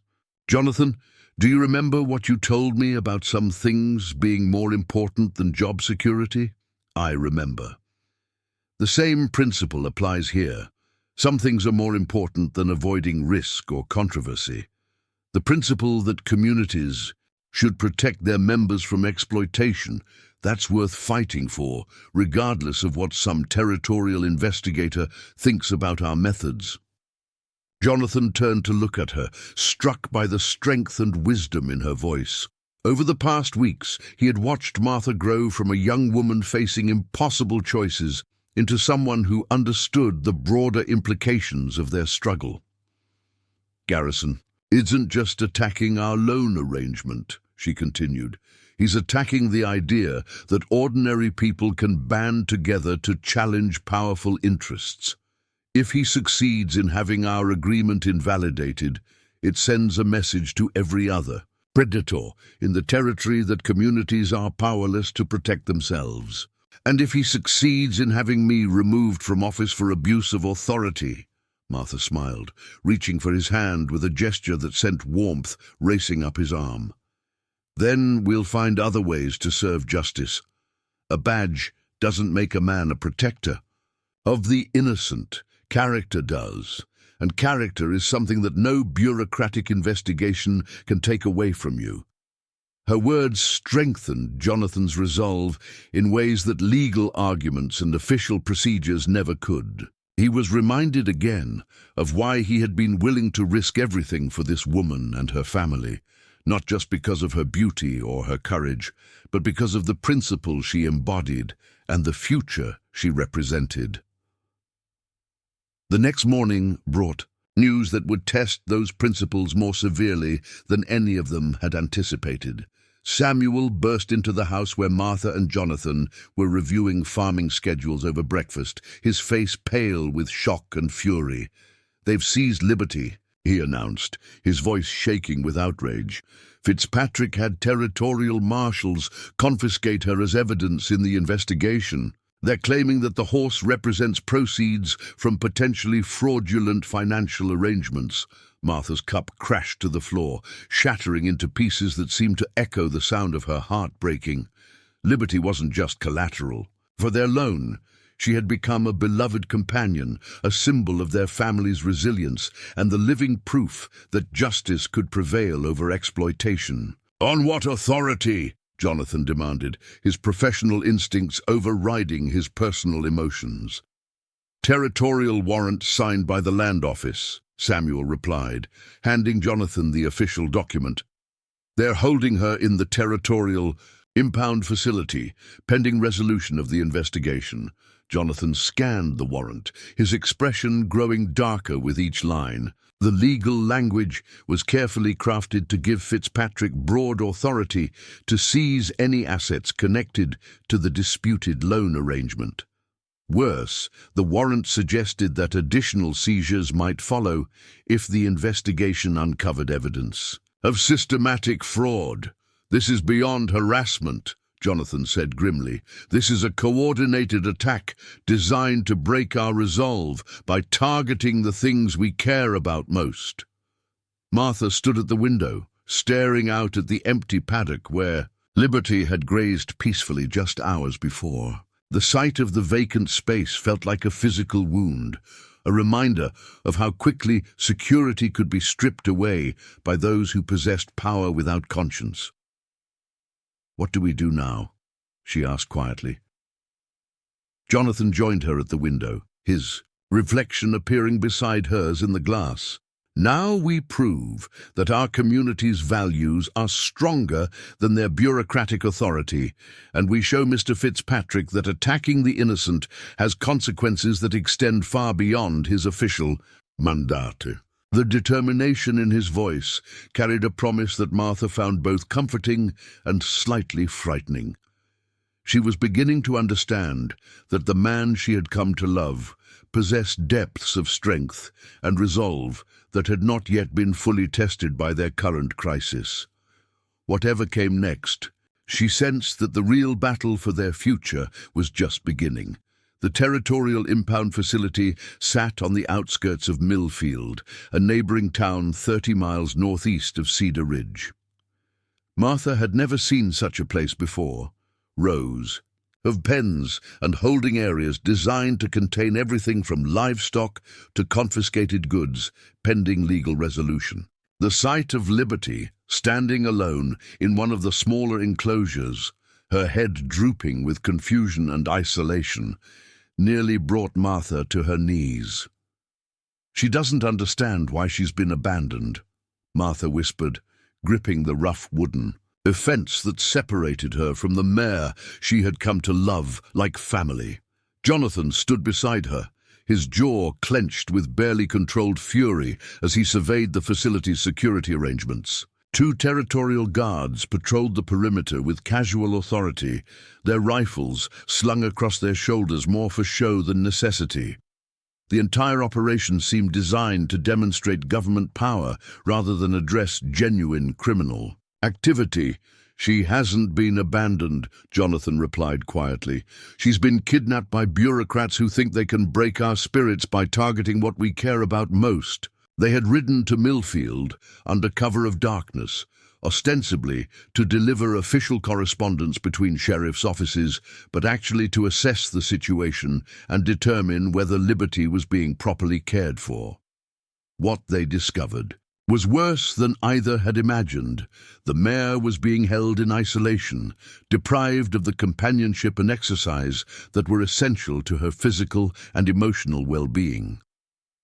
"The guards change shifts at midnight," Jonathan observed, his voice carrying the tactical assessment of someone planning more than a social visit.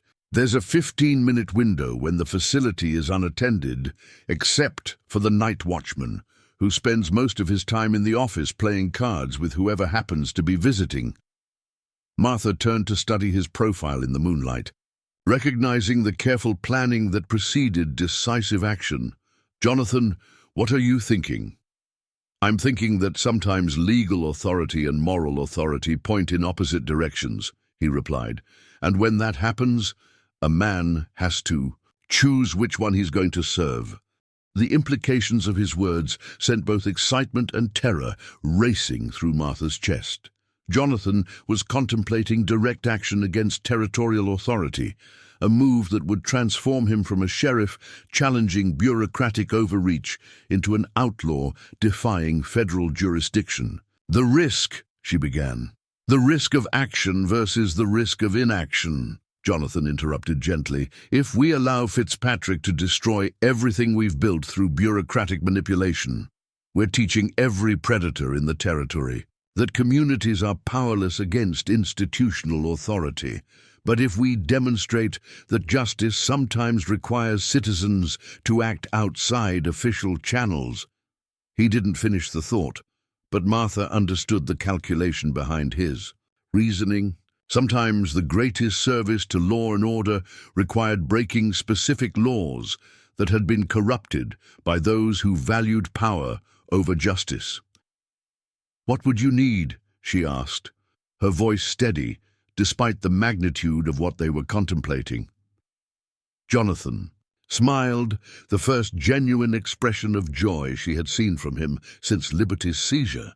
"I would need a partner who understands horses well enough to keep Liberty calm during an unconventional midnight journey, and I would need someone brave enough to help an outlaw sheriff right a wrong that the legal system has chosen to ignore." "You have both," Martha replied without hesitation. They spent the next hour developing a plan that balanced audacity with practicality. Jonathan would create a distraction at the front of the facility while Martha approached Liberty's pen from the rear. Once the mare was freed, they would lead her cross-country to a safe location where she could be hidden until the investigation concluded, or until they developed a more permanent solution. The plan required precise timing, intimate knowledge of the terrain between Millfield and Cedar Ridge, and a level of trust that went far beyond anything either had experienced before. If they succeeded, they would have struck a blow for community justice that would inspire others facing similar challenges. If they failed, Jonathan would lose his badge, his freedom, and possibly his life. "There's something else you need to understand," Jonathan said, as they prepared to leave their observation post. "Once we do this, there's no going back. Fitzpatrick will use our actions to justify everything he's done and everything he plans to do. We'll be giving him exactly the evidence he needs to destroy our entire community support system." Martha considered his warning seriously, weighing the potential consequences against the certain knowledge that inaction would achieve the same destructive result through different means. "Jonathan, what do you think my mother would have done in this situation? From what you've told me about her, I think she would have understood that sometimes protecting what you love requires risking everything you have." "Then we understand each other perfectly." They returned to Cedar Ridge to gather supplies and inform Samuel of their intentions. The older man listened to their plan with an expression that cycled through disbelief, admiration, and terror before settling into resigned determination. "If you're caught, they'll hang you both," he said bluntly. "Theft of federal evidence, interfering with a territorial investigation, conspiracy. The charges alone would be enough to destroy your lives. And if we don't act, they'll destroy our lives anyway," Martha replied. "At least this way we're fighting for something worth preserving." Samuel studied his daughter's face, seeing the same fierce determination that had characterized her mother in moments of crisis. "What do you need from me?" "Alibi," Jonathan replied immediately. "If anyone asks, Martha spent the entire night here helping you with farm work. I was conducting routine patrol duties in the opposite direction from Millfield. And if someone challenges those alibis, then you stick to the story no matter what," Martha said firmly. "Promise me, Papa, no matter what happens to us, you don't admit to knowing anything about tonight's activities." Samuel nodded reluctantly, understanding that his daughter had crossed a threshold into adulthood that couldn't be reversed by parental protection or wishful thinking. They departed Cedar Ridge at 11:30, riding hard across terrain that Jonathan knew intimately from years of patrol duty. The moon provided enough light to navigate safely while offering sufficient shadows to conceal their movements from casual observation. Martha rode behind Jonathan on his sturdy gelding, her arms wrapped around his waist in a gesture that combined practical necessity with emotional intimacy. The facility appeared exactly as they had observed hours earlier, 2 guards walking, predictable patterns, lamplight spilling from the office windows and the sound of conversation and laughter suggesting that the night watchman was indeed entertaining visitors rather than maintaining vigilant security. "Remember," Jonathan whispered as they approached the rear perimeter, "Liberty knows your voice and scent, but she's been under stress for days. She might not respond normally to commands or gestures." Martha nodded, her heart pounding with anticipation and fear. Everything they had built together, everything they hoped to achieve in the future, would be determined by the next 30 minutes of careful action. Jonathan created his distraction exactly on schedule. A small fire in the brush near the front gate that required immediate attention from both guards. As they rushed to contain the blaze, Martha slipped through the shadows toward Liberty's enclosure, her movements guided by instinct and desperation. The mayor recognized her immediately, whinnying softly and pressing against the fence rails in obvious relief. Martha worked quickly to open the gate latch, whispering reassurances as Liberty stepped cautiously into freedom. "Easy, girl," she murmured, stroking the mare's neck as they moved together toward the rendezvous point. "We're going home.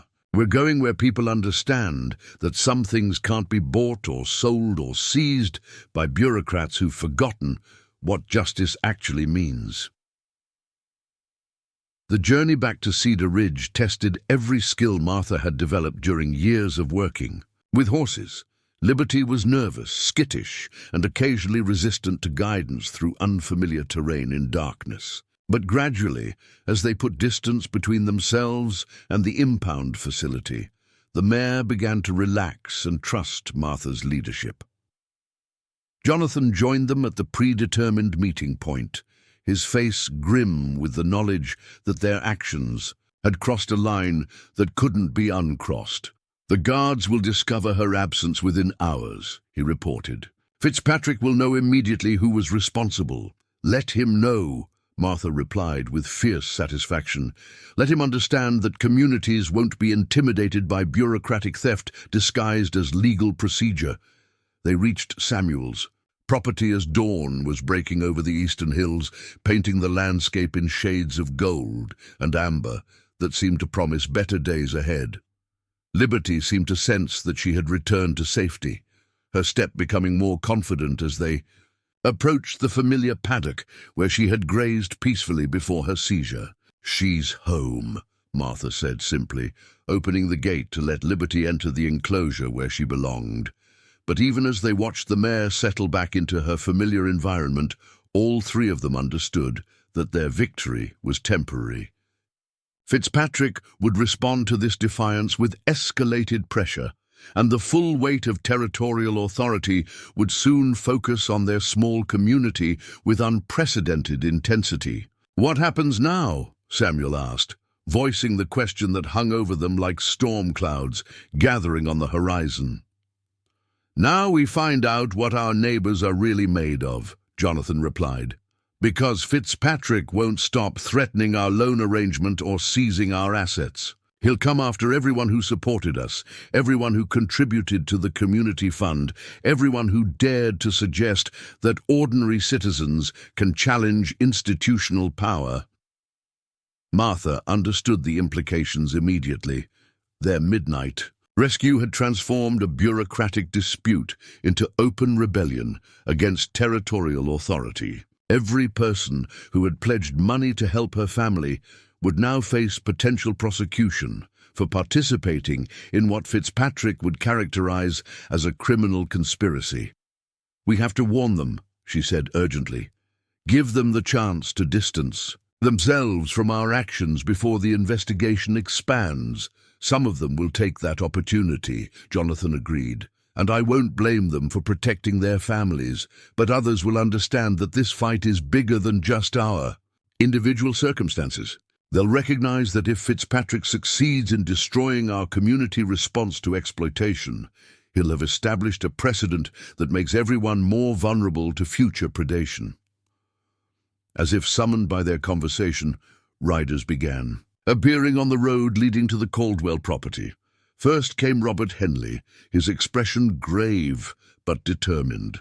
Then Marcus Sullivan and Sarah Mitchell, followed by Reverend Thompson and a dozen other community members who had heard rumors about the night's activities, come to assess the situation for themselves. "Sheriff Hayes," Henley called out as he dismounted near the paddock where Liberty grazed peacefully, "I understand you've been conducting some rather unconventional law enforcement activities."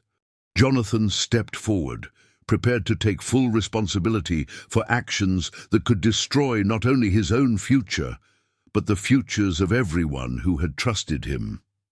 "Mr. Henley, I want to make it clear that my actions last night were entirely independent.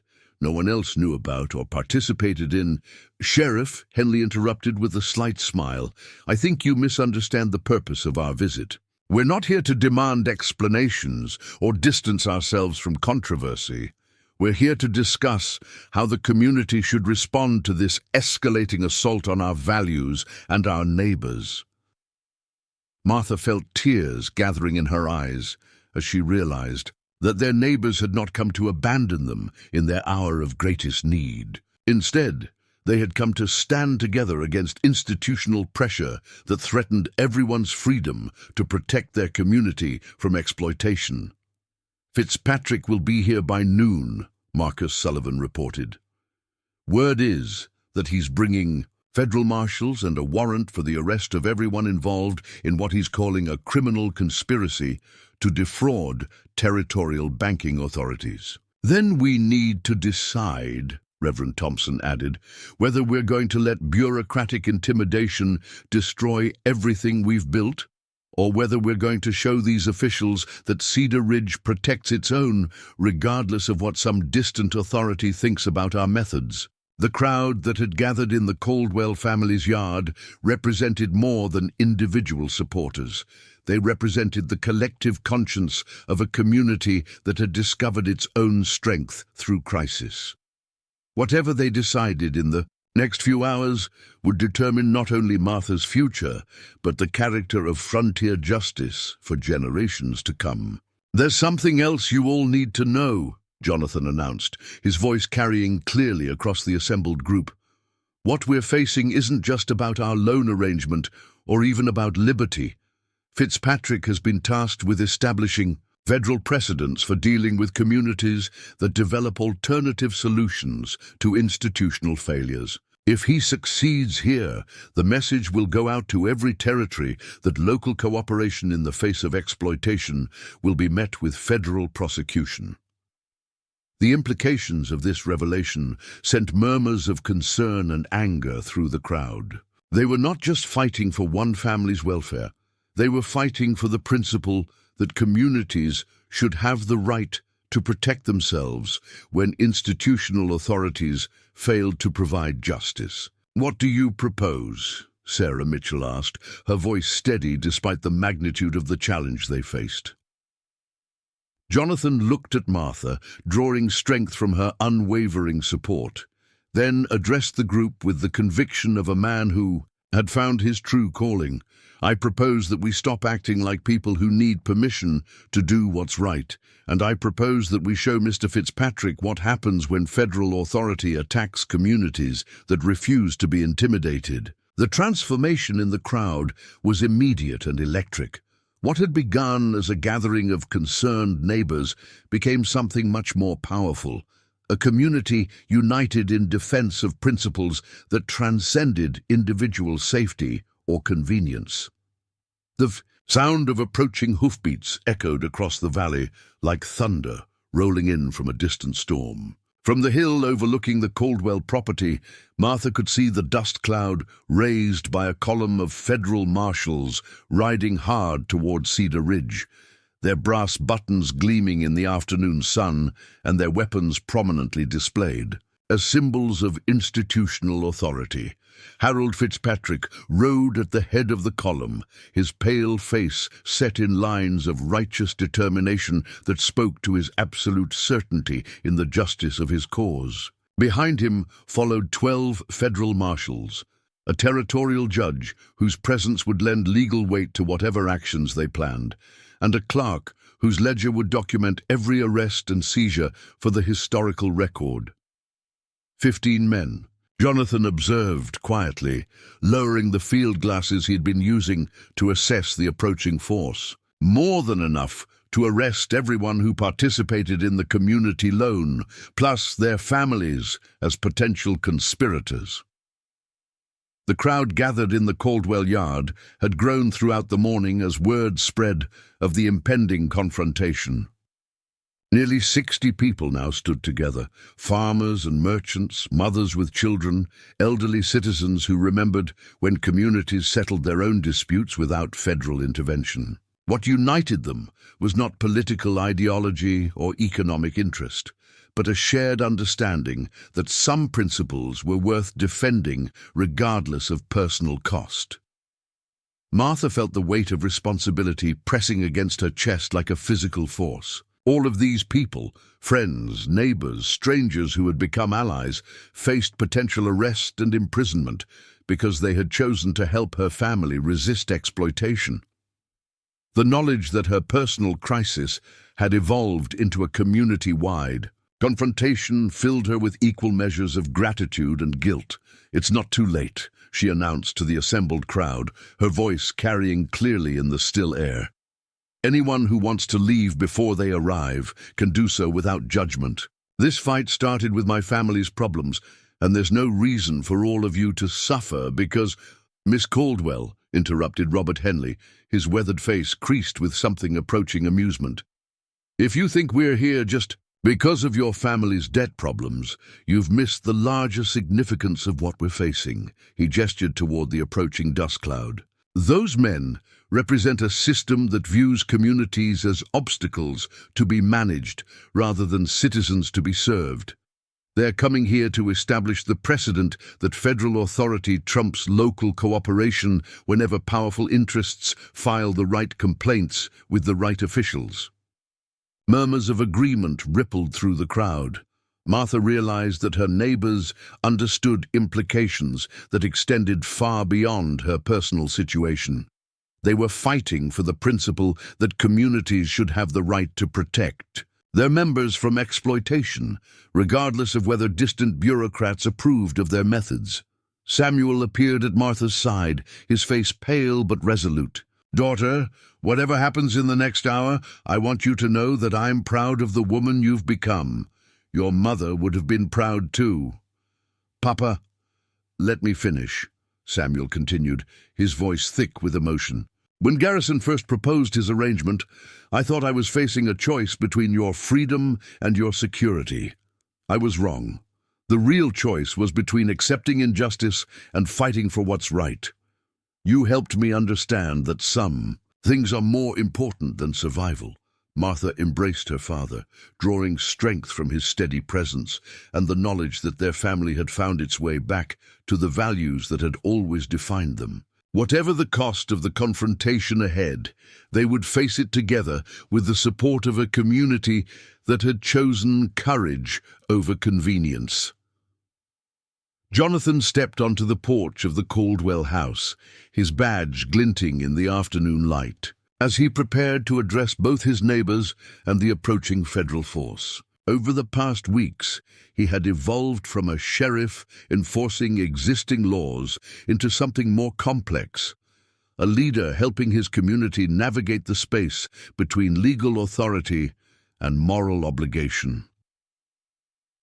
"Citizens of Cedar Ridge," he called out, his voice carrying the authority earned through years of faithful service. "In a few minutes, we're going to be tested in ways we never anticipated. Federal agents are coming to arrest us for the crime of helping our neighbors resist exploitation." He paused, letting his words settle over the crowd. "I want everyone to understand exactly what we're facing. These agents have warrants for conspiracy, fraud, theft of federal evidence, and a dozen other charges designed to turn community cooperation into criminal activity. They have the legal authority to arrest every person who contributed to our loan fund, every person who supported our resistance to Garrison's predatory scheme, and every person who stands here today. The gravity of the situation sent visible tension through the assembled group. Parents moved protectively closer to their children, while several of the older citizens began calculating whether their age and frailty would protect them from federal prosecution. But, Jonathan continued, his voice strengthening, legal authority and moral authority don't always point in the same direction. When institutional power serves injustice rather than justice, citizens have both the right and the obligation to resist through whatever means they deem necessary. Martha watched faces in the crowd as Jonathan's words transformed uncertainty into resolve. These were people who had built their lives on the frontier through cooperation and mutual support, and they understood instinctively that surrendering to federal intimidation would undermine everything they had worked to create.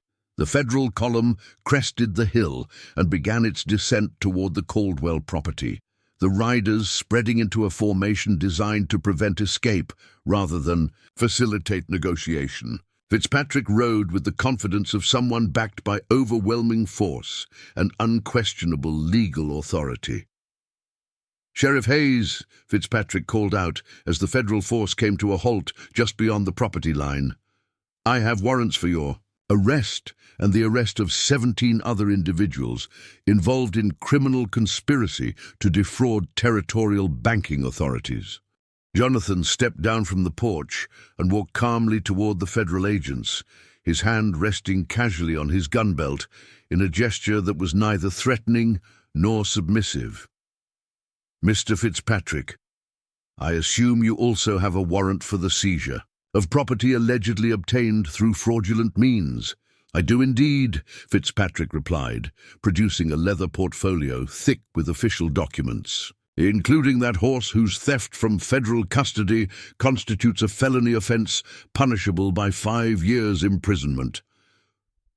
He gestured toward Liberty, who grazed peacefully in her paddock, unaware that she had become the symbolic center of a confrontation between competing visions of justice. "Before you execute those warrants," Jonathan said calmly, "I'd like to propose an alternative that might serve everyone's interests more effectively." Fitzpatrick's expression suggested skepticism, but he nodded for Jonathan to continue. "What? If we could demonstrate that our community loan arrangement has not only complied with all territorial regulations, but has actually produced results that exceed everyone's expectations." "What kind of results?" Jonathan gestured toward Samuel, who approached carrying a leather satchel that contained documents they had prepared for exactly this moment. "Mr. Caldwell, would you share the findings from the geological survey?" Samuel opened the satchel with hands that trembled slightly from tension and excitement. "The survey team confirmed significant silver deposits beneath our property.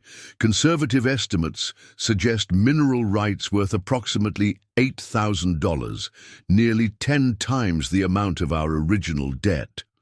The announcement sent murmurs of amazement through both the community crowd and the federal agents. Fitzpatrick's confident expression faltered as he grasped the implications of this revelation. "Furthermore," Samuel continued, "the community loan arrangement has enabled us to begin extraction operations that will provide employment for 30 local workers and generate tax revenue that will benefit the entire territory." Jonathan stepped forward again, pressing their advantage. "In other words, Mr. Fitzpatrick, your investigation has attempted to criminalize a community initiative that solved a debt crisis, prevented exploitation of a vulnerable family, created local employment, and generated territorial tax revenue. One might question whether federal resources are being deployed in service of genuine law enforcement or private vengeance." The accusation hung in the air like a challenge. Fitzpatrick understood immediately that Jonathan was questioning not just his methods, but his motives, suggesting that his investigation served Garrison's personal interests rather than legitimate federal concerns. The legality of the original arrangement remains questionable, regardless of subsequent developments, Fitzpatrick replied, though his voice lacked its earlier certainty. Does it? Judge Crawford's voice cut through the tension as he emerged from the crowd, carrying a portfolio of his own, because I've spent considerable time reviewing territorial banking regulations and federal statutes regarding community lending arrangements. The judge's presence added a new dimension to the confrontation. Fitzpatrick had assumed he was facing resistance from local citizens who lacked legal sophistication. Judge Crawford represented judicial authority that could challenge federal interpretations of territorial law.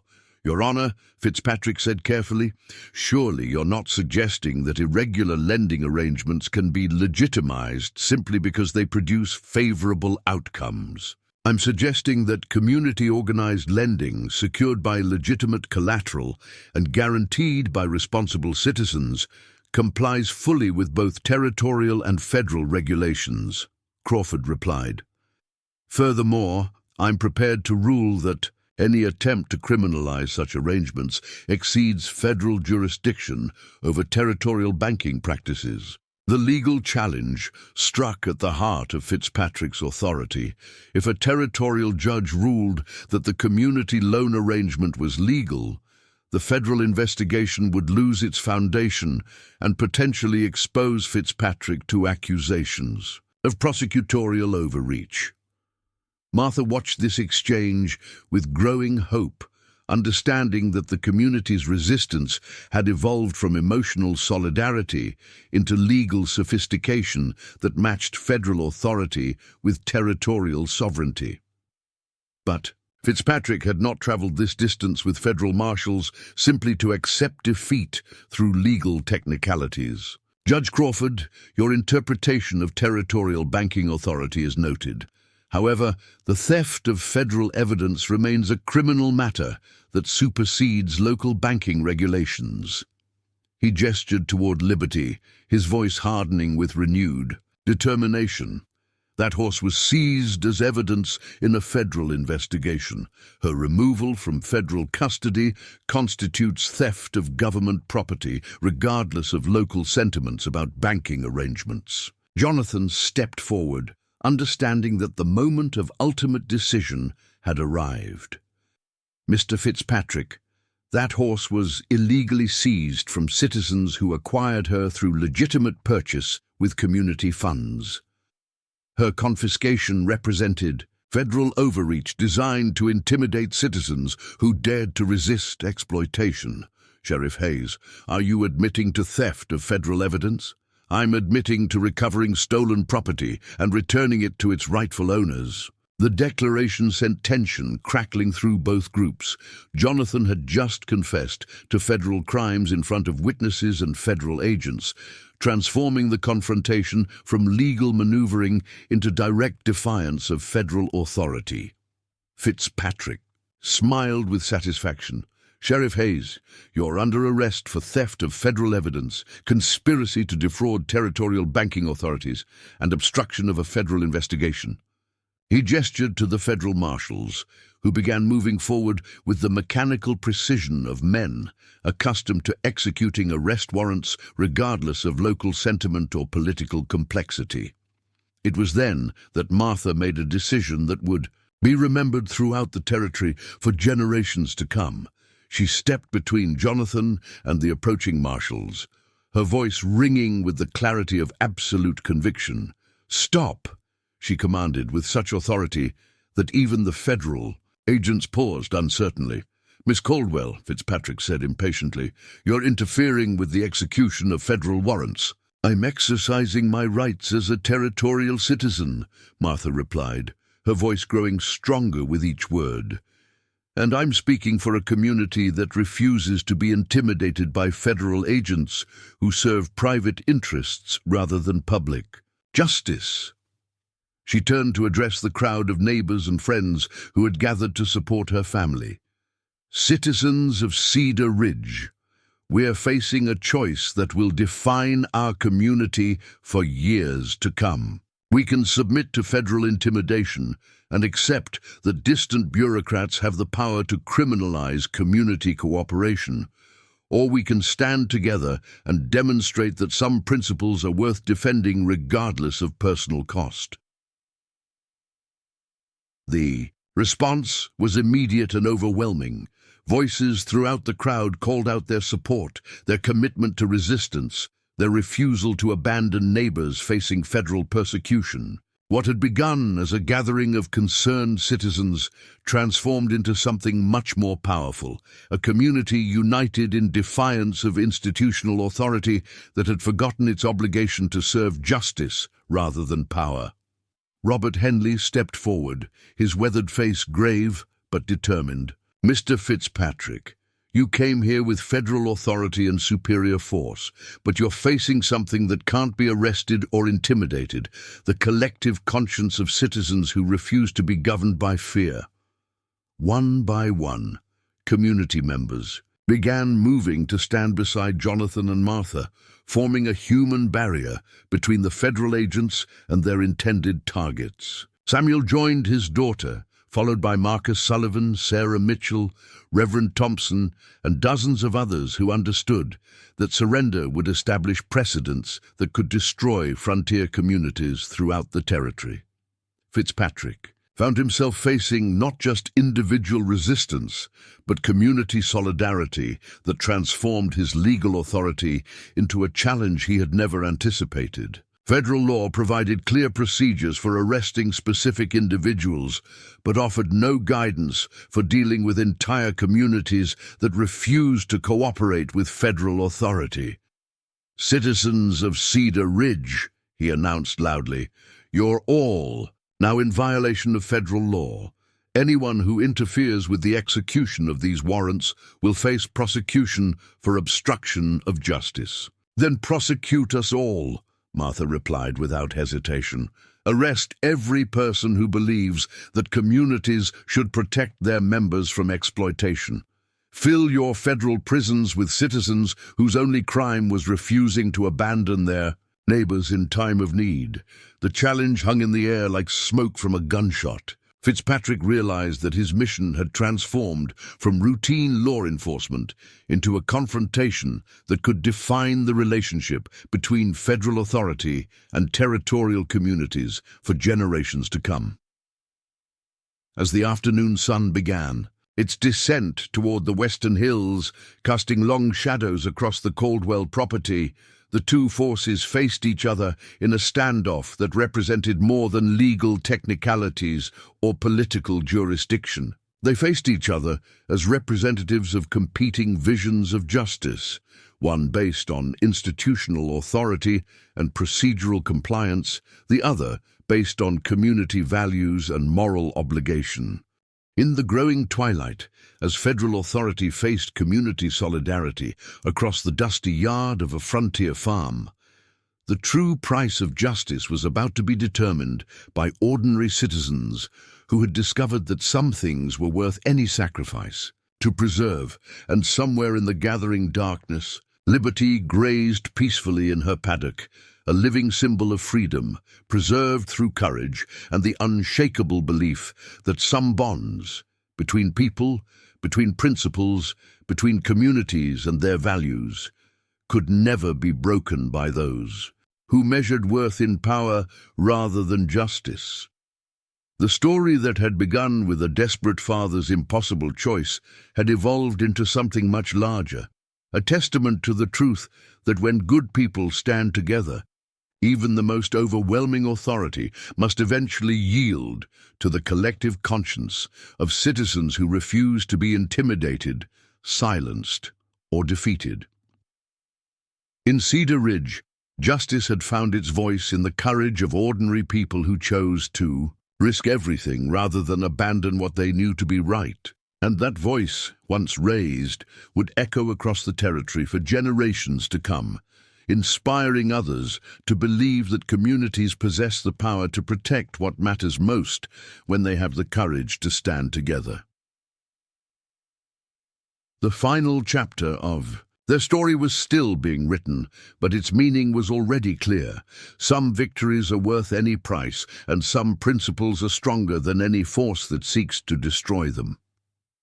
The sound of approaching hoofbeats echoed across the valley, like thunder rolling in from a distant storm. From the hill overlooking the Caldwell property, Martha could see the dust cloud, raised by a column of federal marshals riding hard toward Cedar Ridge, their brass buttons gleaming in the afternoon sun, and their weapons prominently displayed. As symbols of institutional authority, Harold Fitzpatrick rode at the head of the column, his pale face set in lines of righteous determination that spoke to his absolute certainty in the justice of his cause. Behind him followed 12 federal marshals, a territorial judge whose presence would lend legal weight to whatever actions they planned, and a clerk whose ledger would document every arrest and seizure for the historical record. 15 men. Jonathan observed quietly, lowering the field glasses he'd been using to assess the approaching force. More than enough to arrest everyone who participated in the community loan, plus their families as potential conspirators. The crowd gathered in the Caldwell yard had grown throughout the morning as word spread of the impending confrontation. Nearly 60 people now stood together. Farmers and merchants, mothers with children, elderly citizens who remembered when communities settled their own disputes without federal intervention. What united them was not political ideology or economic interest, but a shared understanding that some principles were worth defending regardless of personal cost. Martha felt the weight of responsibility pressing against her chest like a physical force. All of these people, friends, neighbors, strangers who had become allies, faced potential arrest and imprisonment because they had chosen to help her family resist exploitation.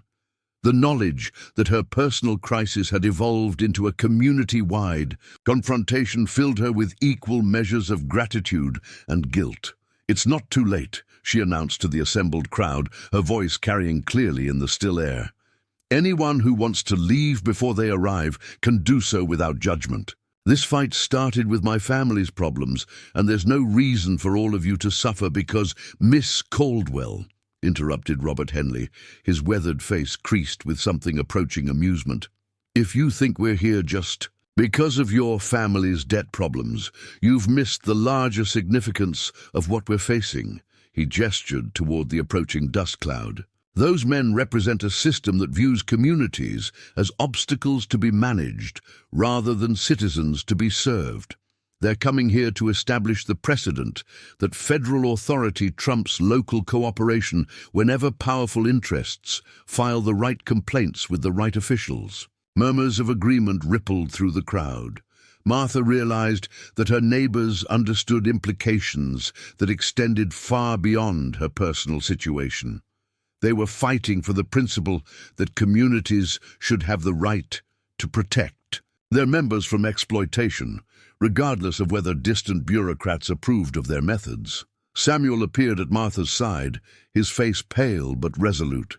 "Daughter, whatever happens in the next hour, I want you to know that I'm proud of the woman you've become. Your mother would have been proud too." "Papa, let me finish," Samuel continued, his voice thick with emotion. "When Garrison first proposed his arrangement, I thought I was facing a choice between your freedom and your security. I was wrong. The real choice was between accepting injustice and fighting for what's right.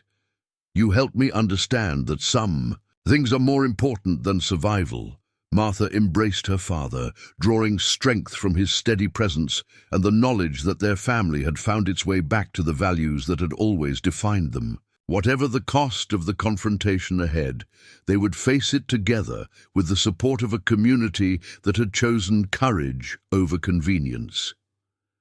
Jonathan stepped onto the porch of the Caldwell house, his badge glinting in the afternoon light, as he prepared to address both his neighbors and the approaching federal force. Over the past weeks, He had evolved from a sheriff enforcing existing laws into something more complex, a leader helping his community navigate the space between legal authority and moral obligation. "Citizens of Cedar Ridge," he called out, his voice carrying the authority earned through years of faithful service. "In a few minutes, we're going to be tested in ways we never anticipated. Federal agents are coming to arrest us for the crime of helping our neighbors resist exploitation." He paused, letting his words settle over the crowd. "I want everyone to understand exactly what we're facing. These agents have warrants for conspiracy, fraud, theft of federal evidence, and a dozen other charges designed to turn community cooperation into criminal activity. They have the legal authority to arrest every person who contributed to our loan fund, every person who supported our resistance to Garrison's predatory scheme, and every person who stands here today." The gravity of the situation sent visible tension through the assembled group. Parents moved protectively closer to their children, while several of the older citizens began calculating whether their age and frailty would protect them from federal prosecution. "But," Jonathan continued, his voice strengthening, "legal authority and moral authority don't always point in the same direction. When institutional power serves injustice rather than justice, citizens have both the right and the obligation to resist through whatever means they deem necessary." Martha watched faces in the crowd as Jonathan's words transformed uncertainty into resolve. These were people who had built their lives on the frontier through cooperation and mutual support, and they understood instinctively that surrendering to federal intimidation would undermine everything they had worked to create. The federal column crested the hill and began its descent toward the Caldwell property, the riders spreading into a formation designed to prevent escape rather than facilitate negotiation. Fitzpatrick rode with the confidence of someone backed by overwhelming force and unquestionable legal authority.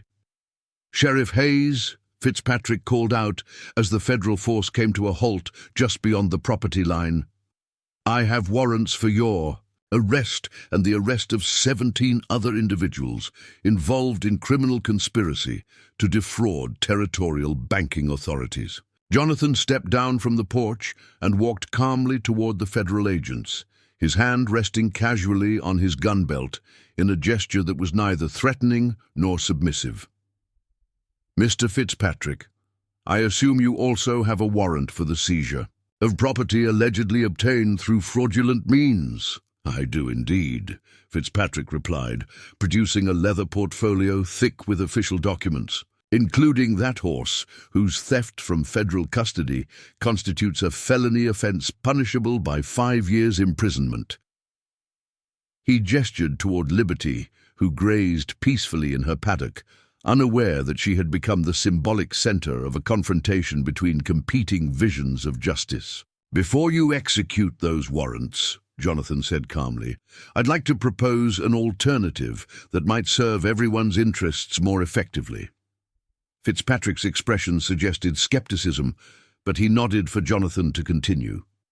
"What if we could demonstrate that our community loan arrangement has not only complied with all territorial regulations, but has actually produced results that exceed everyone's expectations?" "What kind of results?" Jonathan gestured toward Samuel, who approached carrying a leather satchel that contained documents they had prepared for exactly this moment.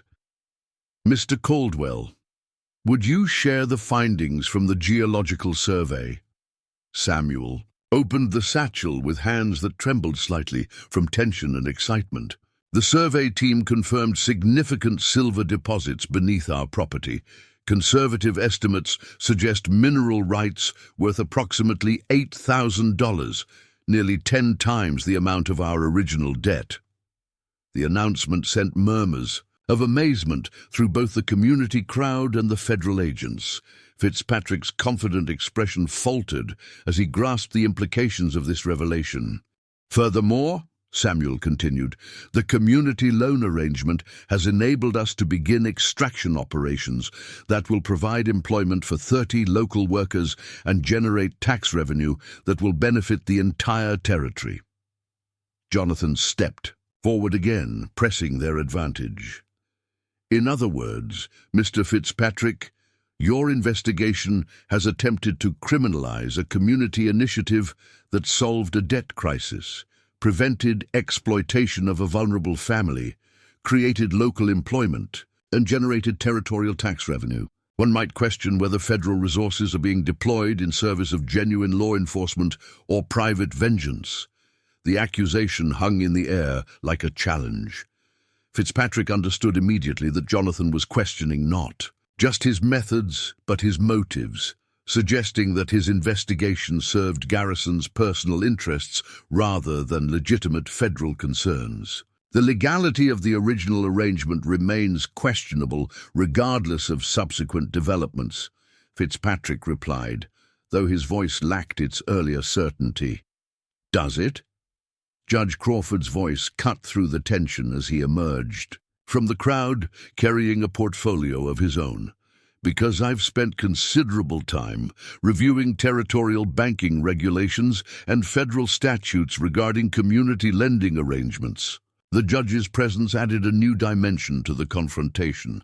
Fitzpatrick had assumed he was facing resistance from local citizens who lacked legal sophistication. Judge Crawford represented judicial authority that could challenge federal interpretations of territorial law. "Your Honor," Fitzpatrick said carefully, "surely you're not suggesting that irregular lending arrangements can be legitimized simply because they produce favorable outcomes. I'm suggesting that community-organized lending secured by legitimate collateral and guaranteed by responsible citizens complies fully with both territorial and federal regulations," Crawford replied. "Furthermore, I'm prepared to rule that any attempt to criminalize such arrangements exceeds federal jurisdiction over territorial banking practices." The legal challenge struck at the heart of Fitzpatrick's authority. If a territorial judge ruled that the community loan arrangement was legal, the federal investigation would lose its foundation and potentially expose Fitzpatrick to accusations of prosecutorial overreach.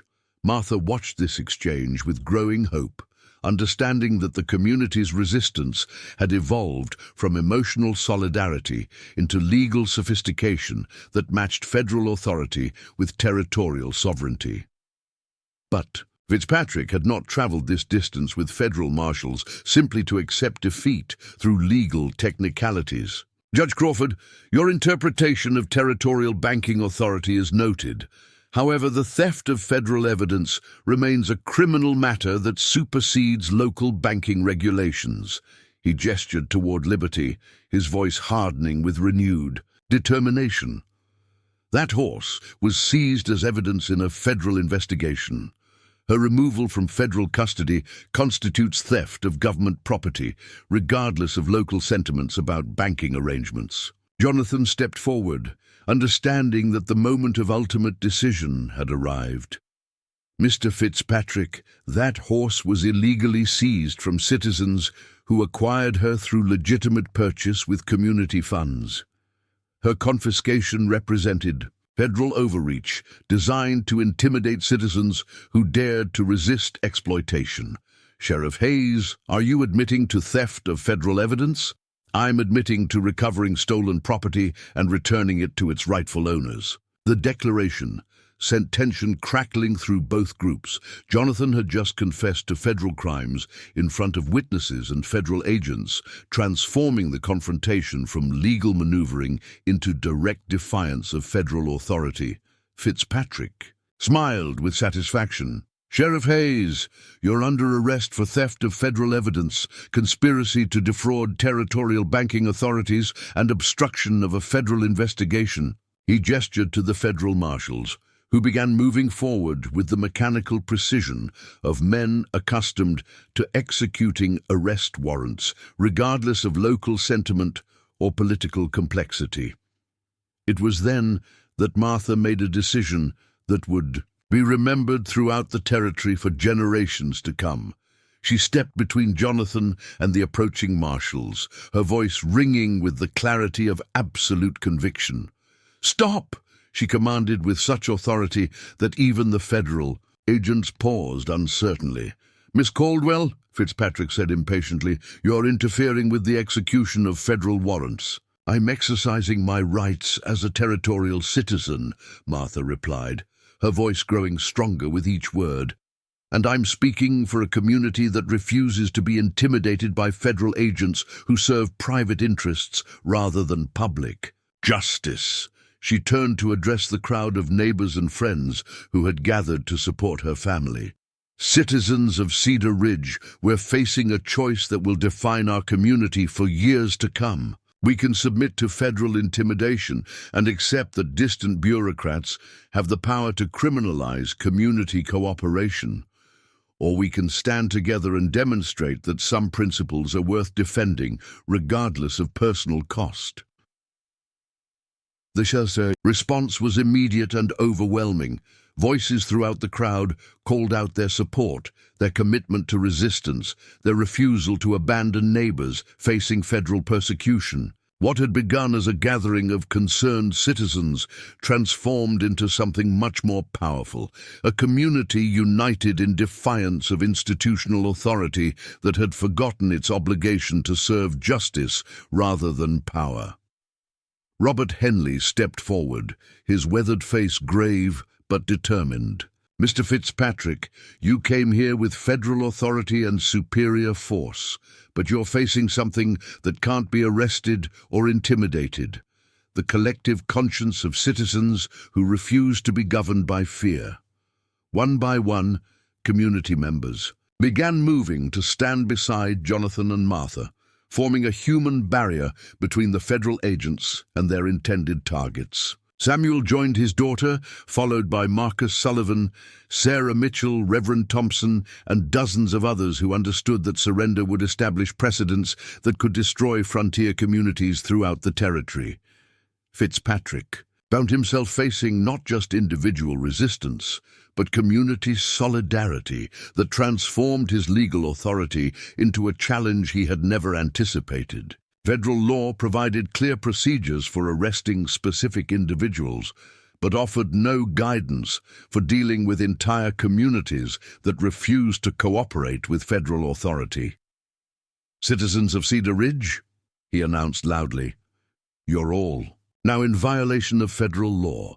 Anyone who interferes with the execution of these warrants will face prosecution for obstruction of justice." "Then prosecute us all," Martha replied without hesitation. "Arrest every person who believes that communities should protect their members from exploitation. Fill your federal prisons with citizens whose only crime was refusing to abandon their neighbors in time of need."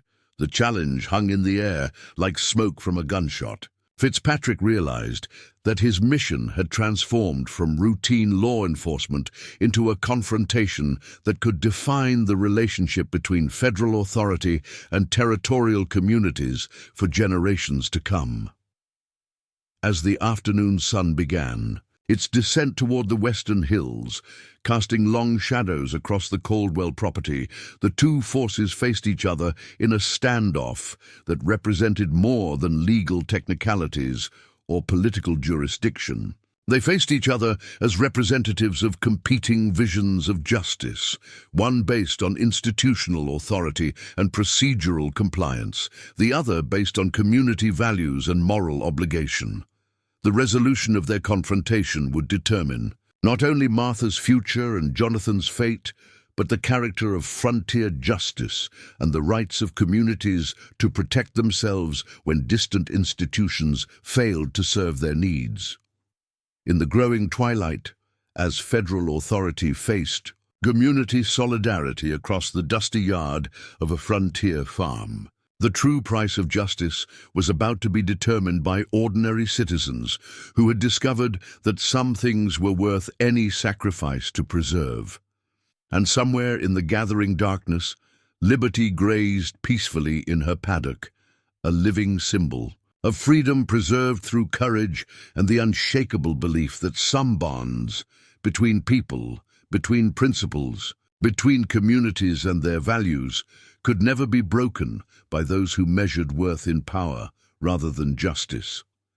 The story that had begun with a desperate father's impossible choice had evolved into something much larger, a testament to the truth that when good people stand together, even the most overwhelming authority must eventually yield to the collective conscience of citizens who refuse to be intimidated, silenced, or defeated. In Cedar Ridge, justice had found its voice, in the courage of ordinary people who chose to risk everything rather than abandon what they knew to be right. And that voice, once raised, would echo across the territory for generations to come, inspiring others to believe that communities possess the power to protect what matters most when they have the courage to stand together. The final chapter of their story was still being written, but its meaning was already clear. Some victories are worth any price, and some principles are stronger than any force that seeks to destroy them. The standoff stretched into the evening hours as neither side showed signs of backing down. Fitzpatrick had dispatched marshals to request federal reinforcements, while riders spread word of the confrontation to neighboring communities throughout the territory. As darkness fell, lanterns appeared throughout the crowd of supporters. Martha found herself at the center of conversations that ranged far beyond her family's original crisis. Women shared stories of their own encounters with predatory business practices, while men discussed the broader implications of federal intervention. In local affairs, Miss Caldwell approached a travel-worn woman Martha didn't recognize. "I'm Elizabeth Hartwell from Pine Valley. Word of your situation reached our community, and we brought 20 volunteers plus $500. Your fight is our fight too." The revelation that their struggle had inspired organized support from distant communities sent new energy through the crowd.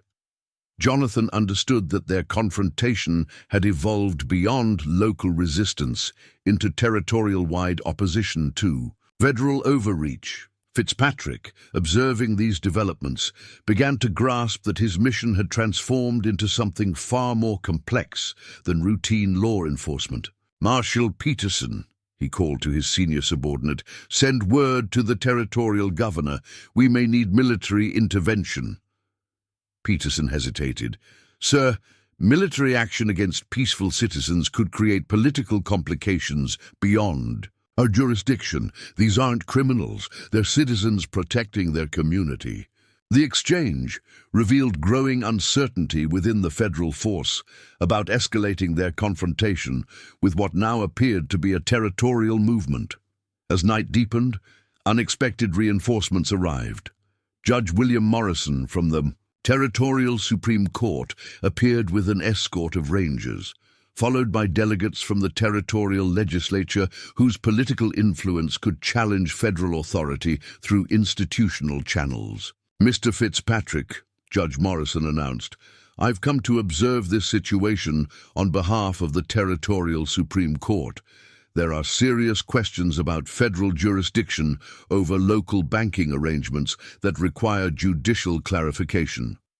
The arrival of territorial officials fundamentally altered the confrontation's dynamics. Fitzpatrick no longer faced isolated community resistance, but organized territorial opposition backed by officials whose authority rivaled his own. "Your Honor, this is a federal investigation into criminal conspiracy," Fitzpatrick replied with forced respect. "Territorial authority doesn't supersede federal jurisdiction." "That remains to be determined," Judge Morrison replied coolly, "particularly when alleged federal crimes involve enforcement of territorial banking regulations and seizure of property purchased through legitimate territorial transactions." Martha watched this exchange with amazement. Her father's desperate attempt to save their farm had evolved into a constitutional crisis involving the balance between federal and territorial authority. Jonathan approached her as officials continued their negotiations. "Martha, this confrontation has grown beyond anything we anticipated. Regardless of how it resolves, your courage has inspired changes that will affect frontier communities for generations." Dawn broke over a dramatically changed landscape. The property now hosted nearly 200 supporters from across the territory. Federal agents found themselves outnumbered 10-1 by citizens whose presence transformed law enforcement into political demonstration. Territorial officials had used the night hours to coordinate legal and political responses. Judge Morrison announced that the Territorial Supreme Court would hear arguments regarding federal jurisdiction. The legislature had called an emergency session to consider laws clarifying community rights to organize mutual aid without federal interference. "Mr. Fitzpatrick," Judge Morrison announced formally, "the Territorial Supreme Court hereby issues a temporary injunction against further federal enforcement actions pending judicial review of jurisdictional questions." The legal maneuver struck at Fitzpatrick's authority. A territorial court had ordered federal agents to cease their investigation until higher courts determined whether their actions exceeded federal jurisdiction. "Federal agents don't take orders from territorial courts," Fitzpatrick protested. "Mr. Fitzpatrick," Judge Morrison replied with judicial authority, "federal agents operating within territorial boundaries are subject to territorial judicial review when their actions potentially violate territorial sovereignty. Comply with this injunction or face contempt charges requiring federal circuit court resolution." The ultimatum forced Fitzpatrick to choose between escalating to federal court levels or accepting territorial limitations on his authority. Either choice represented a significant departure from his original mission. Martha found herself surrounded by supporters offering congratulations, but she understood their victory remained incomplete. Legal maneuvers provided breathing space, but underlying issues creating their crisis remained unresolved. "What happens now?" she asked Jonathan as they watched federal agents pack equipment in grudging compliance with the territorial injunction. "Now, we prove what we've built here can survive legal challenges," he replied. "We repay our community loan, develop mineral rights for long-term security, and demonstrate that cooperative solutions work even when powerful interests oppose them." Samuel approached carrying a letter from the bank. "They want to discuss restructuring our original debt in light of the mineral survey results," he announced. The irony wasn't lost on them. The institution prepared to foreclose was now eager to negotiate favorable terms based on wealth that community cooperation had helped discover. "We'll meet with them," Martha decided, "but on our terms.